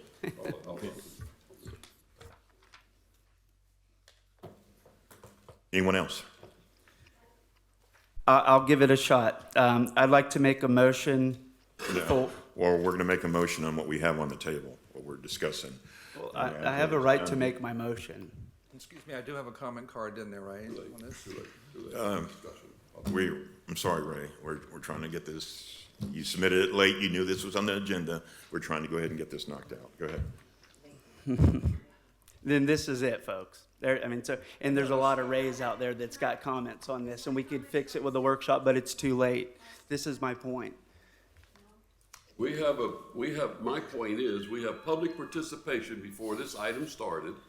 I like Ray Osborne as much as you like Ray Osborne. He turned the card in late, so we're gonna make a special exception because you want Ray Osborne to speak. Well, Ray Osborne is not gonna speak because he did not turn his card in before public participation. And you know I never said anything about Ray Well, Osborne you were speaking. commenting about his card. I'm not You disagreeing started with Ray. comment. That's why Ray, I think- you would be welcome to talk, Well, I did have a but under comment. public participation. Okay. Everybody, we're gonna play by the rules, and on the city council, we play by the rules. When I'm not chairing it tonight because of my voice, but we play by the rules when I'm chairing it, and you were late. And she got up there, I had a right. question previously, I was Ray. confused. Right. Discussion's over. Discussion's over, okay? Call the question, sir. I'd like to make a motion Make a motion to schedule a workshop. The two. I'd like to make a motion to schedule a workshop between now No, and the we are next. going, that is not what's on the table. We're discussing, Doesn't matter what's on Let's the go. I can Snowballing I can make a so they wanna motion on talk whatever. about it. Ray, I'd like to make a motion to schedule a workshop, and prior to the workshop, to send a budget of 5,000 or 10,000 postcards out to all the residents, 100% of the residents, whatever that number is. I'd like to make a motion to send that postcard and schedule a workshop prior to this, and hold and move this to the next council meeting before we vote on final design. I'd like to have a little discussion just for a moment. Mr. Morley, you're handling this project, correct? I will be project manager, yes. Is this project out for bid? No, Is it design finished? no. No, it's not finished. We are in the 100% review comments. We think it's appropriate to be at city council, so you can look at that review before we say that's what we want. It's under 100% review comments right now. Is there a timeline for this vote, for this bid to be out with this project? And then- There's not a timeline that's hard and fast. We'd like to get it out to bid within the next 3 months. With all due respect, we've talked about it for 2 decades. I know, but the design's been talked about for. I know. Not this design. They haven't seen, the people haven't seen this design. Yes, they have. This design has We been went- worked upon, and the public has been presented that via multiple opportunities, pictures in the weekly update, graphics, retreat, 2 retreats, I believe it was. No, the reality is, This was not at the retreat. There were 3 different designs that people chose here. That's the design people chose. Do that again. Do that again for Well, the why? We photo. already did it. No, you did it for the 3. Do it. No one saw the interior. That's exactly what I'm saying. Let's do that again. Was that a good turnout? We said, here's 3 options. We chose this design. Now we're going to go inside the building and see the final design. That was a good practice. Let's do it again. One design inside, this is it. We changed the design outside. We've had 3 meetings on the outside. We're changing one design. Mr. Chair, did we get a second on that proposed motion? Go ahead. No, I'm not seconding it. Did you get a second? No, No. no seconded. So it dies. Okay. Has everybody Is there- spoken? Okay. Lisa, if you go back to the very heading of this so they can see the place I'm reading item number 4. And this goes back to a little bit of the history. You can read with me. Thank you. Gosh, can you make it bigger? Yeah, okay, I'm right at the top. That's perfect, right there. I would have to take exception to the fact that we haven't, as a community, talked about this. Because right here in front of me, you can read it, and I'll read it with you. I'm in the 2nd paragraph, and it said, no, not too far, not yet. You're right up there, perfect, under summary. It says, instance of past public discussion regarding a facility that could accommodate indoor activities for seniors, youth, or combination of all ages can be found as early as 2001. I was here. Bob was here. Probably many of you in the audience have heard it. Starting with that, the last of the second line, on June the 18th, 2002, City Council unanimously approved a proclamation regarding the need for a multi-purpose community center as a place for children, older adults, and families. Reading on, and I've documented these, I didn't write this, but it's true. At the June 17th, 2003, City Council Goals and Objectives Workshop Meeting, a community center remained a specified goal. Reading on, reference to a community center that could accommodate all ages was openly discussed during the May 23rd, 2005 council workshop meeting with the city manager then, Bennett Boucher. stating that a community center would accommodate all age groups. The conversation continued on March the 20th, 2007, when City Council unanimously approved endorsing acquisition of the Carver Cove property for construction of a riverfront prop. That is the property just south of the Wells Fargo Bank. There was a mobile home park called the Carver's Cove. The streets are still there. Carver Cove, north and south. And it had served its time, and the owners had passed away, and it was for sale. We looked at that for a riverfront property, and it goes clear to the river. And reading on, although the particular acquisition did not come to fruition, public discussion on such a project continued through the years, with location and funding always being the main obstacles. And I'll let you scan down in the rest. Open discussion about development of this had taken place since February of 2017, and that's in the highlights there. The next one scanning down is March 27th. We had a publicly advertised strategic meeting plan and retreat held at the Radisson. A little further down, May 16th, publicly advertised council meeting. Council voted to approve the Canaveral City Park Master Plan as completed by Kimberly Horn and Associates. Still reading down, July the 18th of 2017, publicly advertised a council meeting. Council authorized the issuance of up to $6.2 million in revenue bond notes to finance the cost of phase one. I know you're getting bored, but read with me.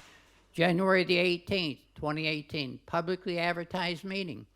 Council approved ordinance number 2018-01, amending section 110, 296 of the Land Development Code to increase the maximum height for public or recreational buildings. This development that we're building is going to be in the R2, and there was a height limit, I believe, 27 feet. That's what that was about. March the 20th, 2018, publicly advertised meeting. Council approved design proposal on the amount of $335,740 to Architects, RKZ. Specifically, phase one I'm reading the last line, which included the design construction of a 20,000 square foot MGF and associated site work.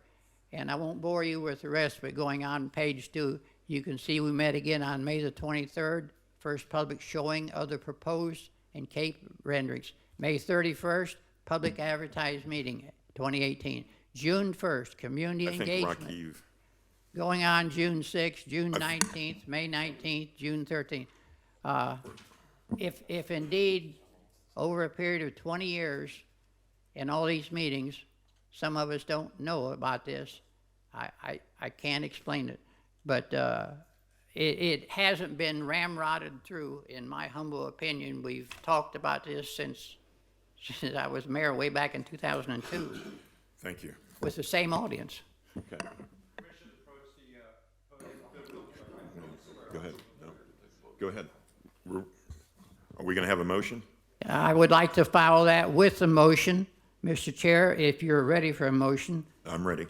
Randalls will move to approve the final design proposal by Architects RZK related to Phase 1 development of the Canaveral City Park, including Canaveral City Park's multi-generational facility, the MGF as we call it, and request for the bids to go forward.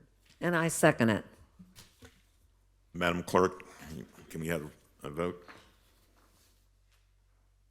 Mayor Pro Tem Brown? For. Mayor Hogue? For. Councilmember Morrison? Against. Councilmember Randalls? For the motion. Councilmember Raymond? For.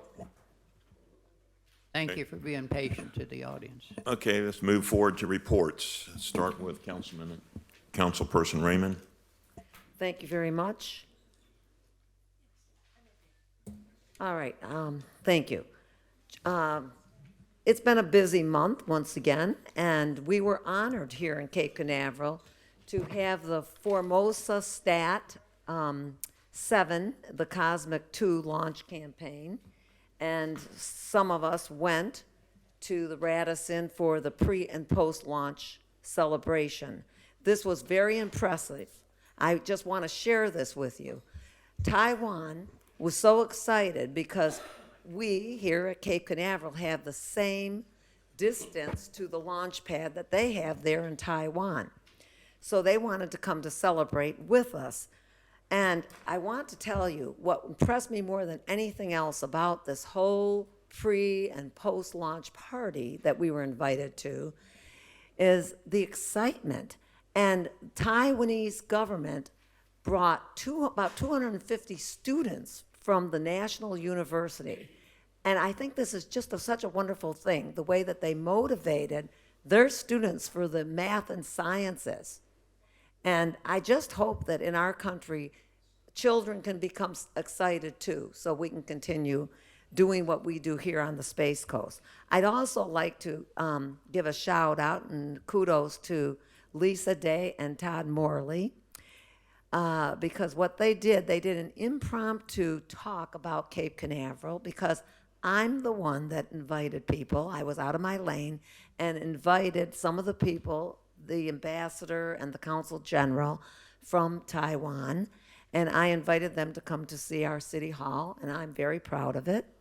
And I couldn't meet with them because I was meeting with 4 constituents that day right after the post-launch party. So Lisa Day and Todd Morley brought some students, and we were asked to bring a few students, but they brought a whole busload here, and they had a wonderful time. This is what we should be doing, opening up our city hall and also inviting other people from different international areas to come to see what we have here. And I really would like to thank Lisa and Todd because they did a wonderful job, and the Taiwanese people sent very many thank you notes to me and to them. But that was June 23rd and 24th. On July 8th, I attended the Space Coast League of Cities Board and General Meeting, and I've learned more and more about business in Brevard.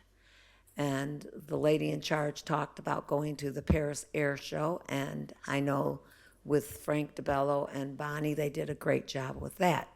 July 11th, I came to Trash Talk. I also would like to give a shout out to Zachary Eichholz, who is our new hiree, and he is going to be the Director of Sustainability.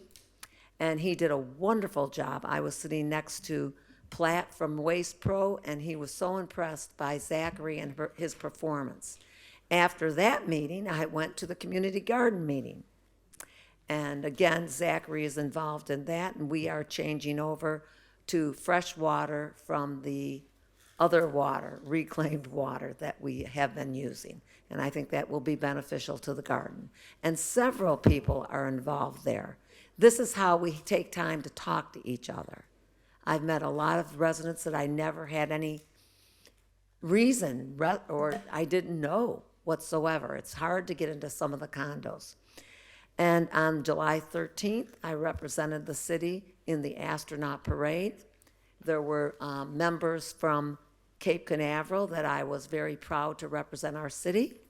And this was my idea of heaven because we rode with the elected officials on the top of an ice cream truck.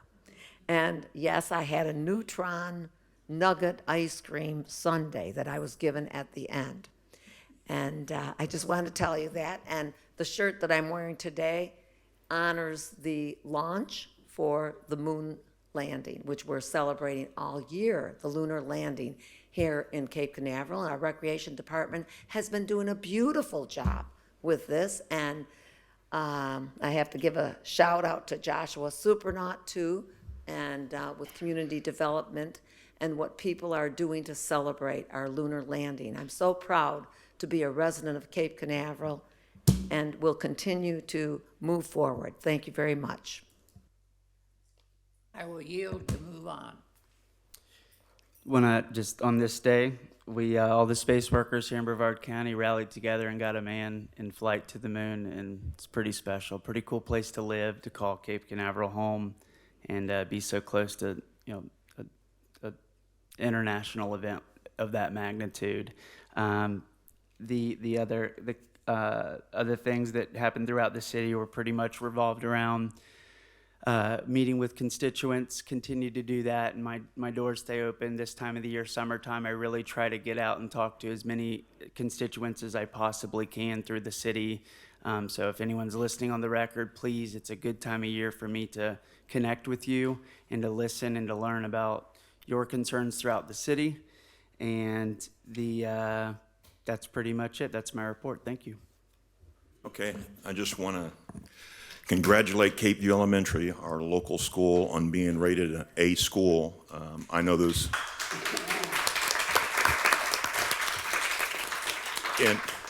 In talking to the staff, they were looking forward to being able to utilize on occasion our multi-generational center, and I'm pretty sure they'll get good use out of it also. Also, I'd like to go ahead and put on notice that our Space Coast Little League had the annual All-Star game that they had in Titusville, and for the first time ever, we won a game in our All-Stars. Our All-Stars won a game. And the league and this has been going on for 7 or 8 years, and we finally won a game in All-Stars, so I just want to thank Josh and Gustavo for all the work that you put. Hey, having nice fields makes all the difference, and the kids and families appreciate it. And they are also looking forward to the new facilities they're going to be able to utilize at the multi-generational center. That kind of thing doesn't come out. I just want to make it real quick. We had one of the coaches for our Little League team move right across the street from a ballpark because he wanted to be at the multi-generational center when it's built. And you know, that kind of stuff doesn't come out. He spent almost $340,000 so he can be in that location where he can utilize, and his kids can utilize that facility. I don't have anything else to say. No reports here. Without anything else,